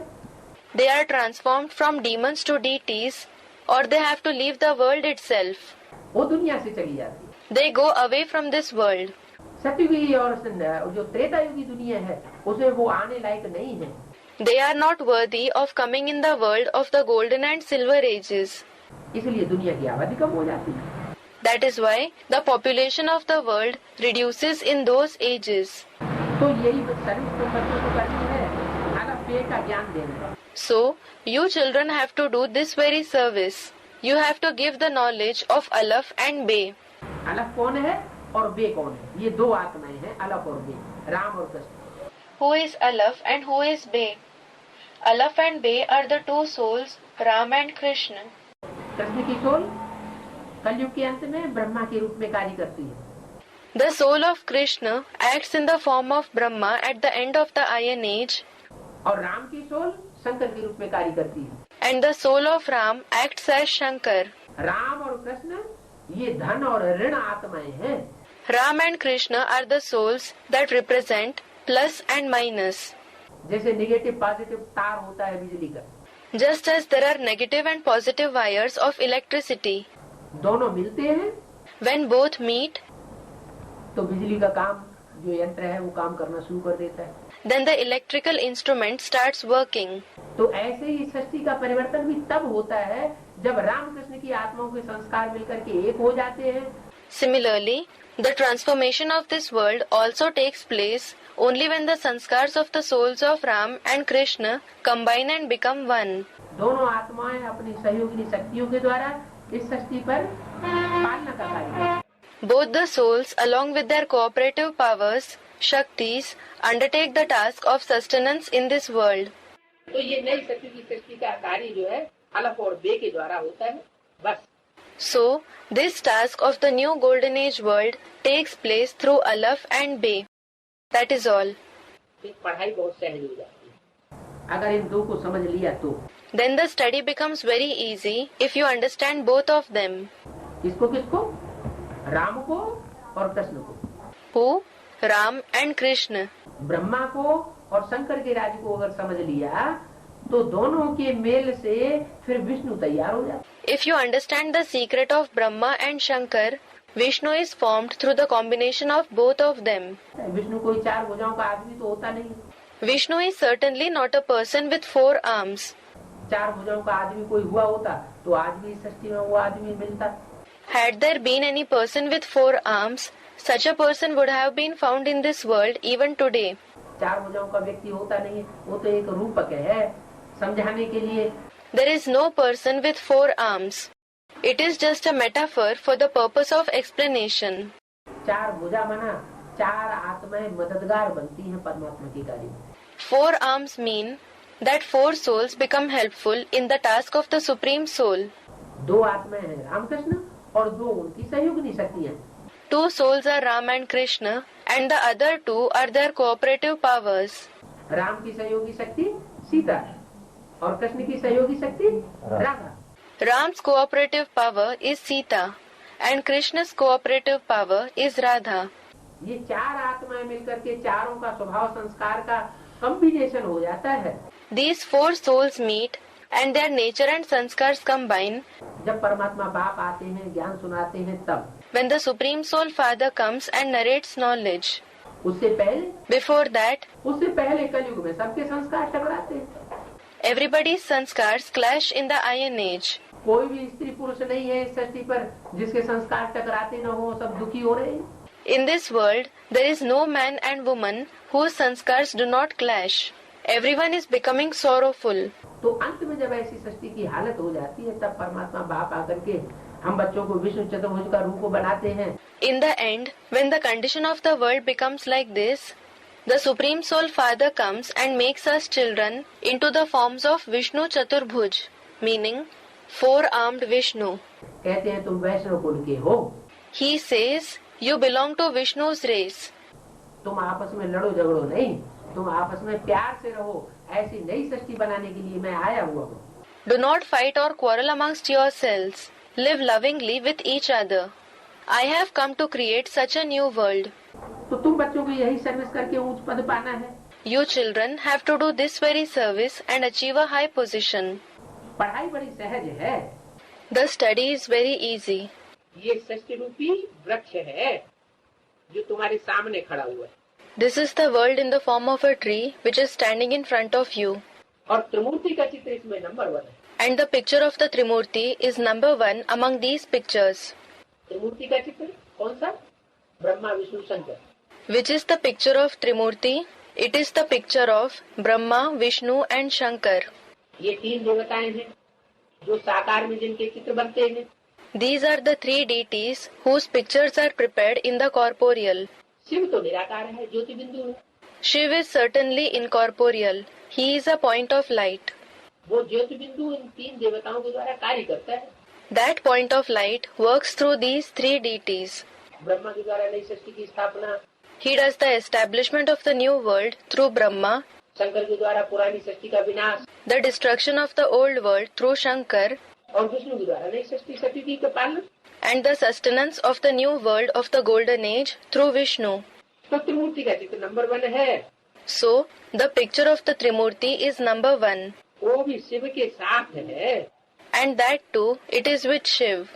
बिना शिव जब तक उनमें प्रवेश न करे तब तक त्रिमूर्ति नहीं बनती है। Until Shiv enters them, the Trimurti is not formed. वो तीनों आत्माएं कब सक्रिय होती है कार्य करने के लिए? When do those three souls become active to perform actions? जब उनमें शिव तत्व प्रवेश करता है। It is when Shiv enters them. त्रिमूर्ति मशहूर है। The Trimurti is famous. Shiv परमात्मा है तो वो सबसे ऊंचा है ना? Shiv is the supreme soul, so he is the highest, isn't he? इससे किससे ऊंचा है? He is higher than whom? भक्ति मार्ग में भी कहते हैं गुरु ब्रह्मा गुरु विष्णु गुरु देवो Maheshwar. In the path of bhakti also it is said, Gurur Brahma, Gurur Vishnu, Gurur Devo Maheshwarah. That is, Brahma, Vishnu and the deity Mahesh, meaning Shankar, are gurus. ये तो तीन गुरु बड़े बड़े हो गए। These are the three big gurus. लेकिन इनसे भी ऊंचा कौन? गुरु साक्षात परम ब्रह्म। But who is higher than them? It is said, Gurur Sakshat Param Brahma, meaning the Guru incarnate, Supreme Brahma, is even the Guru of those gurus. जिसको शिव कहते हैं He is called Shiv. वो सबसे ऊंचा है। He is the highest. तस्मै श्री गुरुवे नमः। Tasmai Shri Guruve Namaha, meaning I bow to that Guru. जो सबसे ऊंचा परम ब्रह्म है उसको जब हम माथा टिकाएंगे तो हमारा कल्याण हो जाएगा। When we bow the head before the highest Guru, Param Brahma, we will be benefited. Ramakrishna की आत्मा ही अगर ऊंची होती तो वो भी तो षष्ठी रूपी रंगमंच में पाठ बजाती रहती है। Had the souls of Ram and Krishna themselves been high, even they keep playing their roles on this stage like world. जन्म मरण के चक्र में आती है, नीचे गिरती जाती है। They come in the cycle of birth and death. They keep falling. वो खुद भी नीचे गिरती है, दूसरे भी नीचे गिरते चले जाते हैं। They themselves fall and the others also fall gradually. दुनिया को उत्थान तो होता है, The world is not uplifted. लेकिन परमात्मा शिव जब आता है, रामकृष्ण की आत्मा के द्वारा कार्य कराता है तो दुनिया का कल्याण हो जाता है। But when the Supreme Soul Shiv comes and has the tasks done through the souls of Ram and Krishna, the benefit of the world is brought about. तो त्रिमूर्ति नंबर 1 है, वो भी शिव के साथ है। So, the picture of the Trimurti is number 1. That too, it is also along with Shiv. और ये त्रिमूर्ति मशहूर है। And this Trimurti is famous. कैसे मशहूर है?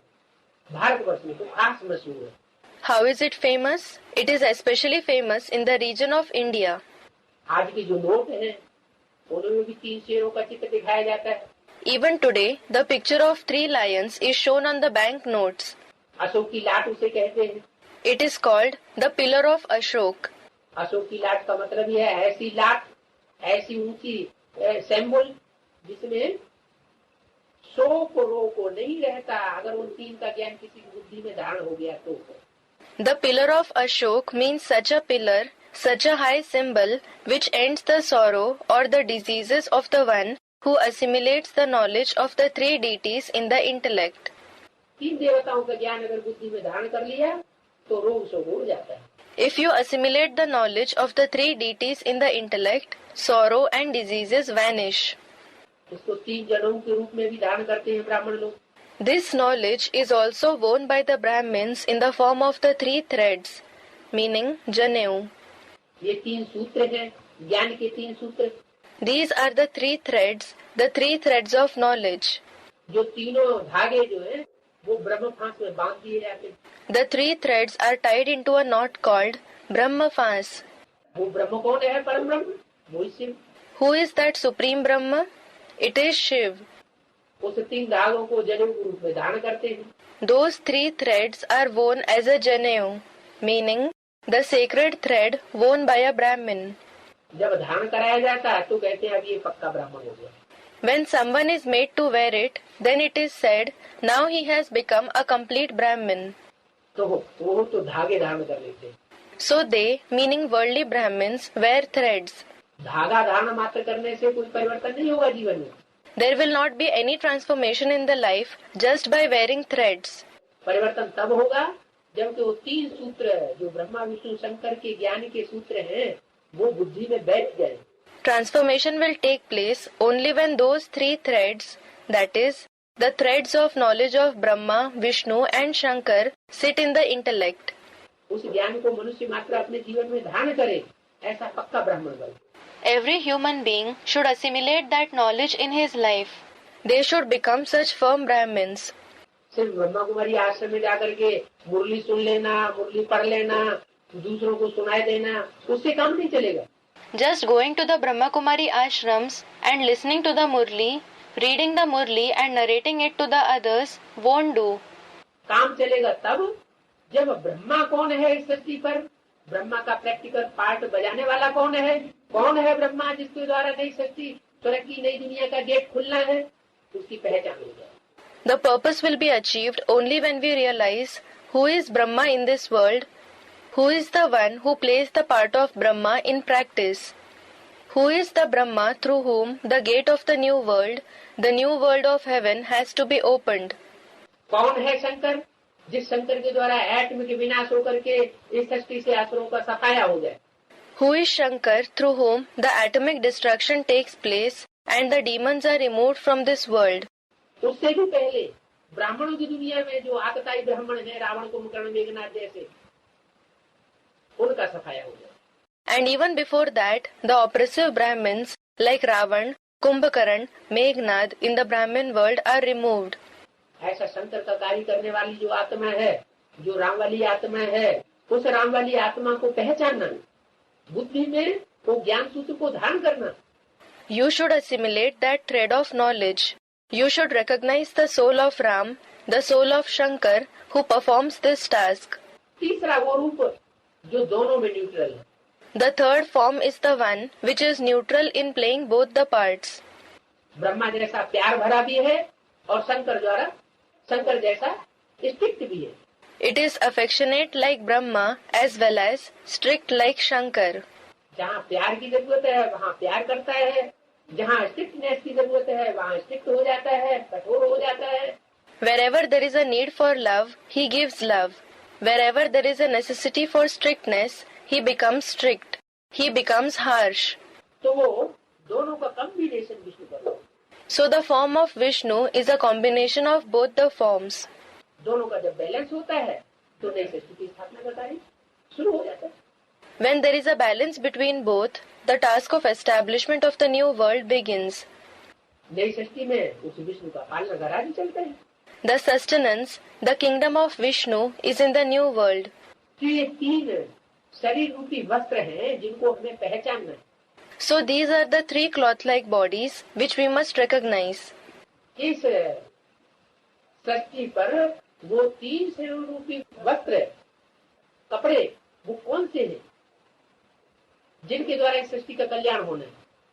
Who are those three cloth-like bodies in this world through whom the benefit of this world has to take place? उनको आज भी हमारे भारतवर्ष में झंडे के रूप में तीन कपड़े दिखाए जाते हैं। Even today, they are shown in the form of the three cloths in the flag of our India. ऊपर लाल कपड़ा दिखाते हैं, बीच में सफेद कपड़ा दिखाते हैं और नीचे हरा कपड़ा दिखाते हैं। In the upper portion, a red cloth is shown. In the middle portion, a white cloth is shown. And below that, a green cloth is shown. वो हरा कपड़ा ब्रह्मा की यादगार। The green cloth is the memorial of Brahma. Brahma की बुद्धि में हमेशा रहता था हरी हरी दुनिया आए, नई सृष्टि की दुनिया आए, राम राज्य आए। It was always in the intellect of Brahma that the green world should come, the new golden age world should come, the kingdom of Ram should come. जैसे गांधी जी का विचार था राम राज्य, Just as Gandhi ji used to think that the kingdom of Ram should come. वो कपड़ा सबसे नीचे दिखाया जाता है। That cloth is shown in the lowermost portion. तो सिर्फ सोचने मात्र से नहीं होगा कि राम राज्य आए। So, nothing will happen just by thinking that the kingdom of Ram should come. सुनाने मात्र से नहीं होगा राम राज्य आए। Nothing will happen just by saying that the kingdom of Ram should come. वो राम राज्य तब ही आ सकता है जब कि वो प्रैक्टिकल जीवन में धारणा हो जाए एक एक के। That kingdom of Ram can come only when everyone assimilates this idea in his life in practice. दूसरी बात, दूसरा कपड़ा है ऊपर वाला, लाल कपड़ा। Secondly, the second cloth is the upper red cloth. वो है क्रांति का सूचक। It is an indicator of revolution. Kranti. क्रांति का मतलब यह है कर अंति। The very meaning of Kranti is Kar Anti, meaning bring the end. क्या? What? अंत कर दे। अंत कब होता है? To bring something to an end. When does the end take place? जब अति हो जाती है तो अंत हो जाता है। When something reaches the extreme level, the end comes. तो हम ब्राह्मण बच्चे या दुनिया का कोई भी मनुष्य मात्र इस सृष्टि पर पापों का अंत नहीं कर सकता। क्यों? So, we Brahmin children or any human being of this world cannot end the sins in this world. Why? क्योंकि कितने भी बड़े बड़े पापाचारी होंगे, भ्रष्टाचारी होंगे, वो लिमिट में ही पाप करेंगे, लिमिट में ही भ्रष्टाचार करेंगे। It is because no matter how extremely sinful people, corrupt people there are in this world, they will commit sins, practice corruption only to some limit. Unlimited कोई नहीं कर सकता। Nobody can do it unlimitedly. तो पापों में पाप बढ़ाने का रहम करने के लिए परमात्मा बाप को आना पड़ता है। So, the Supreme Soul Father has to come in order to show the mercy of increasing their sins. वो अति कर देता है, बच्चे तो कर नहीं पाते अति। He takes the sins to the extreme level. The children are unable to take it to the extreme level. तो वो अति कर देता है। कैसी अति करता है? So, he takes it to the extremity. How does he take it to the extremity? इतनी अति कर देता है, इतनी अति कर देता है कि काम, क्रोध, लोभ, मोह, अहंकार का अम्बा चारों सृष्टि पर चारों तरफ हो जाता है। He takes it to such an extreme level that a heap of lust, anger, greed, attachment and ego accumulates everywhere in the world. इतना काम, क्रोध, लोभ, मोह, अहंकार बढ़ता है कि आदमी को नफरत आ जाती है। Lust, anger, greed, attachment and ego increase so much that man starts hating them. और जब नफरत आ जाएगी तो अपने आप क्या करेगा? बुद्धि से त्याग देगा, वैराग आ जाएगा। And when he hates them, what will he do automatically? He will renounce them through the intellect. He will have disinterest for them. तो ये वैराग दिलाने का कार्य है शंकर का। So it is the job of Shankar to bring this disinterest. कोई मनुष्य मात्र ऐसा नहीं है जो इस सृष्टि पर इस दुनिया से, चमचमी दुनिया से वैराग्य दिला सके। There is no human being who can make people have detachment for this glamorous world. वो परमात्मा कार्य है, दूसरा कार्य है, दूसरी मूर्ति का कार्य है। This is the second task of the Supreme Soul. It is the task of the second personality, जिसे लाल कपड़े के रूप में दिखाया गया। who is shown as the red cloth. क्रांति, क्रांति का रंग का सूचक है लाल रंग है। The red color is an indication of revolution. वो लाल रंग जो है अंत कर देता है। That red color brings an end. पुरानी सृष्टि का अंत कर देता है। It ends the old world. और जब पुरानी सृष्टि का अंत हो जाता है तो सतो प्रधान दुनिया रह जाती है, सात्विक रंग है सफेद। And when the old world ends, the Satopradhan world remains. Satopradhan, consisting in the qualities of goodness and purity. The white color is a pure color. वो सफेद कपड़ा दिखाया जाता है बीच में, वो न्यूट्रल है। So, that white cloth is shown in the middle. He is neutral. उसमें बैलेंस आ जाता है। It has balance.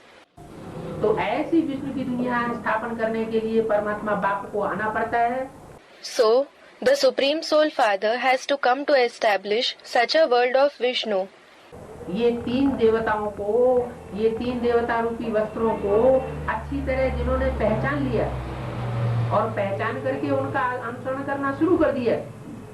Those who have recognized these three deities in the form of cloths well and have started following them after recognizing them, वो ही परिवर्तन इस सृष्टि पर ला सकते हैं, परमात्मा के कार्य में सहयोगी बन सकते हैं। only they can bring about transformation in this world and become cooperative in the task of the Supreme Soul. वरना तो सहयोगी नहीं बन सकते, सिर्फ सुनाने से कुछ नहीं होगा।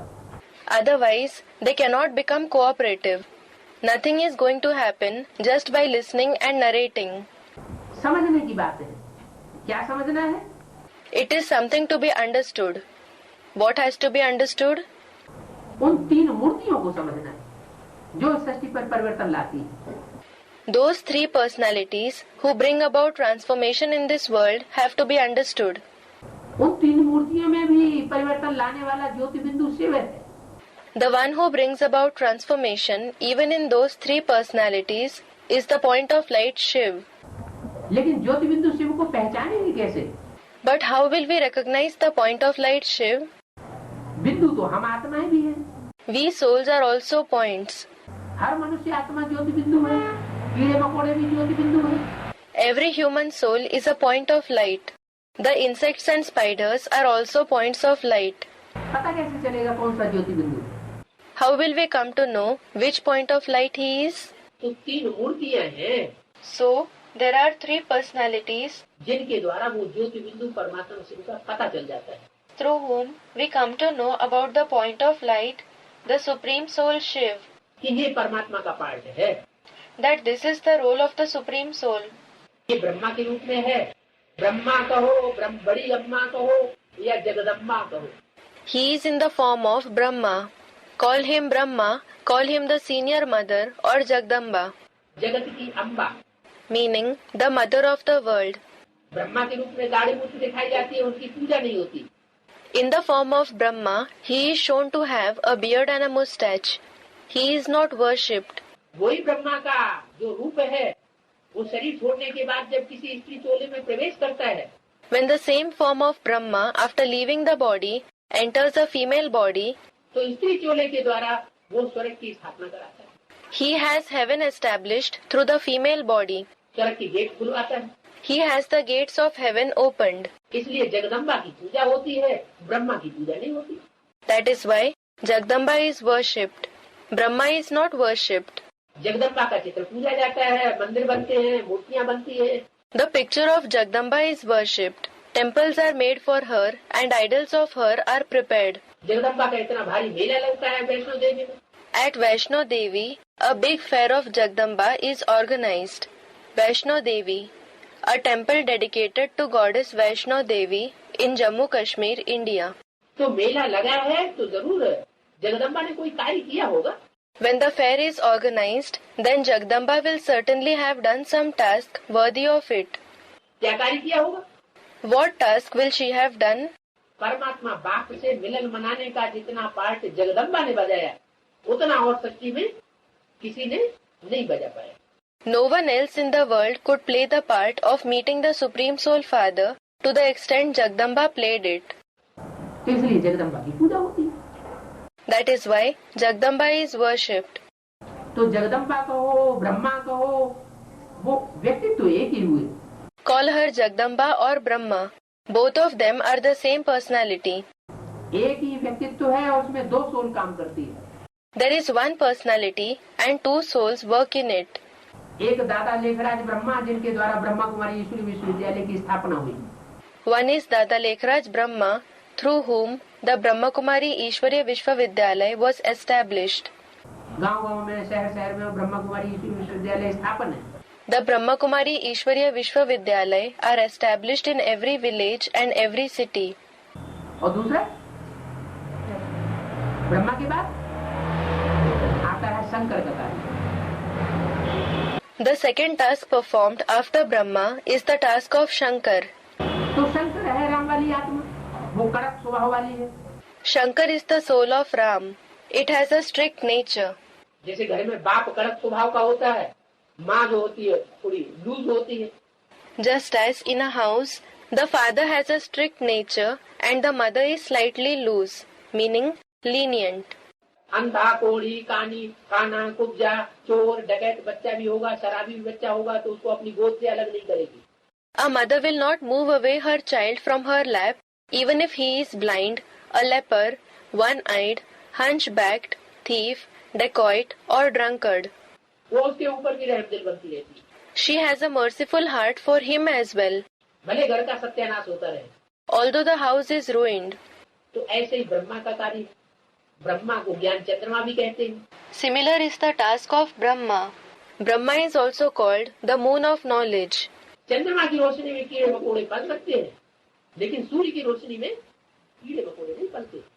Insects and spiders can be sustained in the light of the moon, but insects and spiders are not sustained in the sunlight. तो वो सूर्य है, ज्ञान सूर्य परमात्मा Shiv, That sun is the sun of knowledge, the supreme soul Shiv, जो शंकर के द्वारा संसार में प्रत्यक्ष होता है। who is revealed through Shankar in the world. इसलिए शिव और शंकर को मिलाते हैं, एक कर देते हैं। That is why Shiv and Shankar are combined and made one. Shiv Brahma को नहीं मिलाते, Shiv and Brahma are not combined. Shiv Vishnu को नहीं मिलाते, Shiv and Vishnu are not combined. या शिव को किसी दूसरे देवता के साथ नहीं मिलाते। किसके साथ मिलाते हैं? Shiv is not combined with any other deity. With whom is he combined? Shiv को शंकर के साथ मिला लेते हैं, Shiv is combined with Shankar क्योंकि शंकर ही एक ऐसा बड़ा बच्चा है, देव देव महादेव का। because Shankar alone is such an elder child who is called Dev Dev Mahadev, meaning deity of deities, the greatest deity. देव ब्रह्मा, देव विष्णु और उन सबसे ऊपर Mahadev. Brahma is a deity, Vishnu is a deity, and Mahadev is higher than all of them. ऐसा बड़ा बच्चा है जो इस सृष्टि पर शांति स्थापन करने वाला है। He is such an elder child who establishes peace in the world. शांति स्थापन होगी तो विष्णु की सुखी दुनिया भी आ जाएगी। When peace is established, the happy world of Vishnu will also arrive. तो दूसरी मूर्ति हुई Shankar, So the second personality is Shankar, और तीसरी मूर्ति है Vishnu. and the third personality is Vishnu. वो वैष्णो देवी जो बैलेंस का पार्ट बजाने वाली है। That Vaishno Devi plays a role of balance. ऐसा बैलेंस का पार्ट बजाने वाली है What kind of a role of balance does she play? कि ज्यादा प्यार भी नहीं और ज्यादा मार भी नहीं। There is neither more love nor more strictness in her. इतना प्यार भी नहीं जो ब्रह्मा की तरह है, ब्रह्मा कुमार कुमारी सब बिगड़ करके रावण संप्रदाय बन जाए, किसी की बात सुनते ही नहीं है, सब अलग अलग हो गए। She doesn't show so much love that all the Brahma Kumar Kumaris are spoilt and become members of Ravan's community. They do not listen to anyone at all. All of them have separated. अगर किसी की बात नहीं सुनेंगे तो पता कैसे चलेगा क्या सत्य है क्या झूठ है? If they do not listen to anyone, how will they know what is true and what is false? मंदिर में, मस्जिद में, गिरजाघर में, गुरुद्वारे में, कहीं भी चले जाओ, Go anywhere, to a temple, mosque, church or gurudwara, Sikh shrine. किसी मंदिर, मस्जिद, गिरजाघर, गुरुद्वारे में किसी को धक्का दिया जाता है कि तुम हमारे यहाँ मत आओ? Is anyone pushed out of any temple, mosque, church or gurudwara saying, "Don't come to our place"? नहीं। No. लेकिन ब्रह्मा कुमारी ईश्वरी विश्वविद्यालय में ये बात देखने को मिलती है कि अगर कोई शंकर पार्टी में चला गया, शंकर का ज्ञान सुन लिया, तो दूर दूर दूर दूर दूर दूर उसको भगाओ यहाँ से। But in the Brahma Kumari Ishwari Vishwavidyalaya, it is seen that if anyone joins the Shankar party, listens to the knowledge of Shankar, then they say, "Go away, chase him away from here. उसकी बात नहीं सुननी है, उसे बात नहीं करनी है, उसे दृष्टि भी नहीं लेनी है। Do not listen to him. Do not speak to him. Do not take drishti, vision from him. नष्ट हो जाओगे। You will be destroyed." अरे उन आत्माओं का परिवर्तन कैसे होगा? Arey, how will those souls be transformed? अगर आपस में प्रेम, स्नेह, सौहार्द बढ़ेगा नहीं तो नई दुनिया स्थापन कैसे होगी?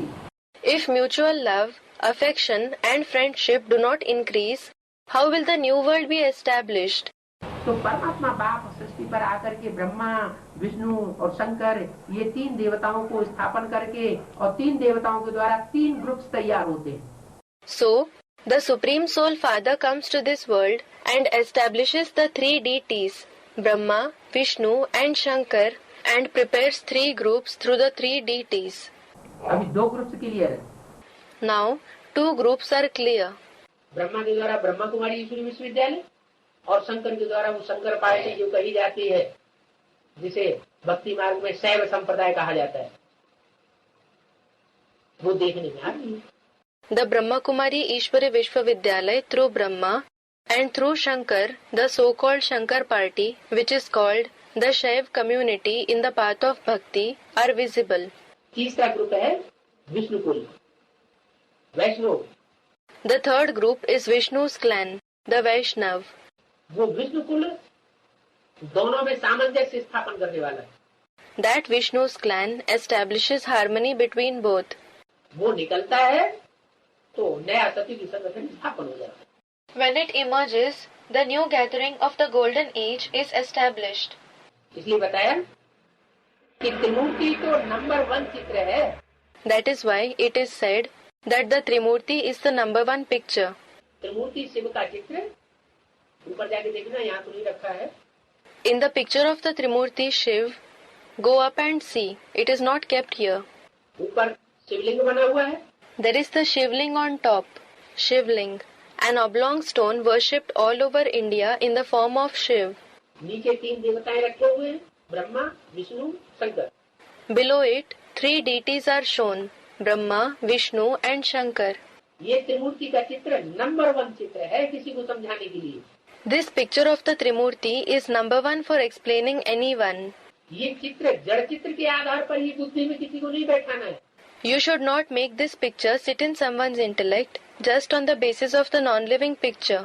यहाँ तक समझाना है, यहाँ तक गहराई बुद्धि में बैठा देना है समझा करके। You must explain it to this extent. You have to make its depth sit in their intellect through explanation to this extent. इस सृष्टि पर चैतन्य रूप में वो 3 मूर्तियाँ कौन है अभी? That they understand those questions. Who are the 3 personalities in the living form in the world at present, जिनका झंडा बुलंद करना है। whose flag has to be glorified by us? कपड़े का झंडा बुलंद नहीं करना है। It is not the flag made up of cloth that has to be glorified. कपड़े का झंडा बुलंद करने से जो हम गाते हैं, By glorifying the flag made of cloth for which we sing, बच्चों को झंडा दे दिया जाता है, हाथ में झंडा ऊंचा रहे हमारा। children are given the flag in their hand and they sing, "Let our flag be held high." विजय विश्व तिरंगा प्यारा, वो कपड़े का झंडा से किसी ने विश्व विजय करके दिखाई। The beloved tricolor flag which gains victory over the world. Did anyone gain victory over the world with that flag of cloth? कपड़े के झंडे से विश्व विजय होगी? नहीं। Will we gain victory over the world with the flag of cloth? No. कोई 3 मनुष्य आत्माएं हैं, जो 3 मनुष्य आत्माएं ऐसा कर्म करती हैं, ऐसा संगठन बनाती हैं, जो संगठन एक होकर के सारे विश्व पर विजय प्राप्त कर लेते। There are 3 human souls who perform such actions and prepare such a gathering which unites and gains victory over the entire world. तब उनका गायन होता है विजय विश्व तिरंगा प्यारा। Then they are praised as the beloved tricolor flag that gains victory over the world. ये 3 शरीर रूपी वस्त्रों की बात है, कोई कपड़े की बात नहीं। It is about 3 cloth-like bodies. It is not about some cloth. तो त्रिमूर्ति का चित्र मुख्य है। So, the picture of the Trimurti is important. और वो भी शिव के साथ है। And that too, it is along with Shiv. 3 मूर्तियों में से अगर शिव को निकाल दिया तो उन 3 मूर्तियों की कोई महत्व नहीं रहता है। If Shiv is removed from the 3 personalities, then there is no importance of those 3 personalities. त्रिमूर्ति मशहूर है। The Trimurti is famous. Shiv परमात्मा उनसे ऊंचे हैं। The Supreme Soul Shiv is higher than them. वो तो फिर भी सूक्ष्म है। कौन? They are still subtle. Who? 3 देवताएं। The 3 deities. परमात्मा शिव सूक्ष्म मनन चिंतन मंथन करने की उसको दरकार नहीं है। The Supreme Soul Shiv does not require subtle thinking and churning. जो 3 देवताएं हैं या जो भी ब्राह्मण है, ब्राह्मण से देवता बनने वाली आत्माएं हैं, उनको मनन चिंतन मंथन करके सूक्ष्म स्टेज में रहने की जरूरत है। The 3 deities or the Brahmins, the souls who become deities from Brahmins, need to think and churn and stay in the subtle stage. परमात्मा मनन चिंतन मंथन करेगा क्या? Will the Supreme Soul think and churn? उसके अंदर तो तीनों काल का ज्ञान भरा ही हुआ रहता है हमेशा। The knowledge of all the 3 aspects of time is always contained in him. वो तो कभी अज्ञानी बनता ही नहीं। He never becomes ignorant at all.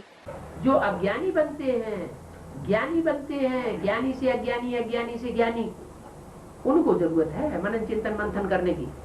Those who become ignorant, those who become knowledgeable, who become ignorant from knowledgeable and knowledgeable from ignorant, require thinking and churning. तो बोला वह परमपिता परमात्मा तो फिर भी सूक्ष्म है, वो सूक्ष्म नहीं है, उसको सूक्ष्म रूप धारण करने की दरकार नहीं है। So it was said that the Supreme Father, Supreme Soul, is not subtle. He does not need to take on a subtle form. उनसे ऊंचे है परमात्मा जो सूक्ष्म रूप धारण करते हैं, उनसे ऊंचे। The Supreme Soul is greater than them, greater than those who take on a subtle form. यानी ब्रह्मा विष्णु शंकर तीन देवताएं सब देवताओं से ऊंचे हैं और उनसे भी ऊंचा परमात्मा शिव है। It means the three deities, Brahma, Vishnu and Shankar, are higher than all the deities, and the Supreme Soul Shiv is higher than even them.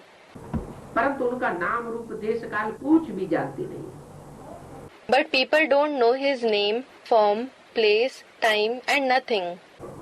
वो परमात्मा शिव का नाम क्या है, रूप क्या है, उनका देश कौन सा है, What is the name of that Supreme Soul Shiv? What is his form? Which is his place? उन्होंने कौन से काल में आकर के इस सृष्टि का परिवर्तन किया, दुनिया में कोई कुछ नहीं जानता। In which period did he come and transform this world? Nobody in the world knows anything. तो दुनिया तो नहीं जानती है, तुम बच्चों ने जाना है तो उसका परिचय दूसरों को दो। The world certainly doesn't know, and you children have come to know. So, give his introduction to the others. उसका असली नाम क्या है, वो किस नाम से इस संसार में है, What is his real name? By which name is he present in the world?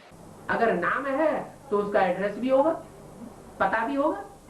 If he has a name, there will be his address as well. तो वो नाम, रूप, पता, हुलिया, उसका काल, उसका परिवर्तन करने का, कार्य करने का काल, वो सब इस सारी सृष्टि को बताना है।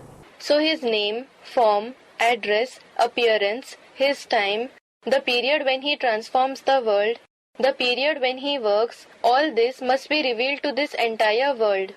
तुम बच्चे भी पहले नहीं जानते थे, You children too did not know this earlier. दिन प्रतिदिन सब कुछ समझाया जा रहा है। Day by day, everything is being explained to you.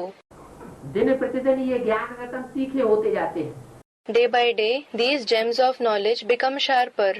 वो तो हीरा घिसते हैं, जैसे जैसे हीरा घिसा जाता है तो उसकी कीमत बढ़ती है। They polish a diamond. The more the diamond is polished, the more its value increases. ये है ज्ञान रतन। These are the gems of knowledge. तुम्हारे हीरे जवाहर आते हैं, These are your diamonds and jewels. इन ज्ञान रत्नों को, हवा हीरे जवाहरातों को जितना तुम घिसेंगे, मनन चिंतन मंथन करेंगे, लेन देन करेंगे, उतनी इनकी कीमत बढ़ेगी। The more you polish, think and churn, exchange these gems of knowledge, diamonds and jewels, the more their value will increase. अभी तुम समझ चुके हो कि हम आत्मा है।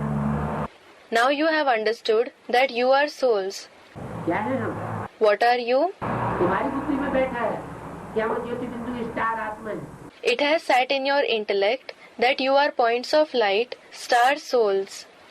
आसमान के सितारे तो वो तो जड़ है, लेकिन हमें चैतन्य सितारे हैं। The stars in the sky are inert, but you are living stars. ये चैतन्य सितारा ये महामस्तक पर भृकुटी में बैठा हुआ है।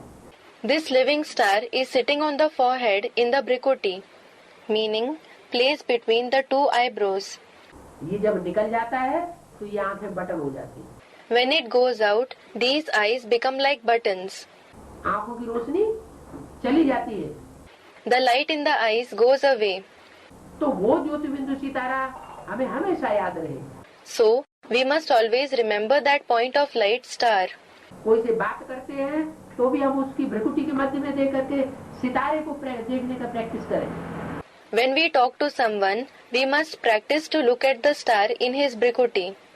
ये प्रैक्टिस जब हमारी पक्की हो जाएगी आत्मा को देखने की, तो हम आत्माभिमानी देवता बन जाएंगे। When this practice of looking at the souls becomes firm, then we will become soul-conscious deities. ये आत्माभिमानी देवता बनने के बाद फिर सृष्टि का कार्य परमात्मा का जो कुछ करना था देवांग से आत्माभिमानी बनाने का, वो सब पूरा हो जाएगा। After we become soul-conscious deities, the task of the world that the Supreme Soul had to do, the task of transforming us from body-conscious to soul-conscious will be over. करना ही है सिर्फ एक काम। He has to do just one work. उसी कार्य में हमें बाप का मदद करनी है। क्या करना है? अपने को आत्मा समझना है। We have to help the Father in that very task.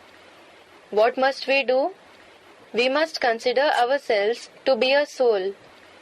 दूसरों को आत्मा के रूप में देखना है, बस.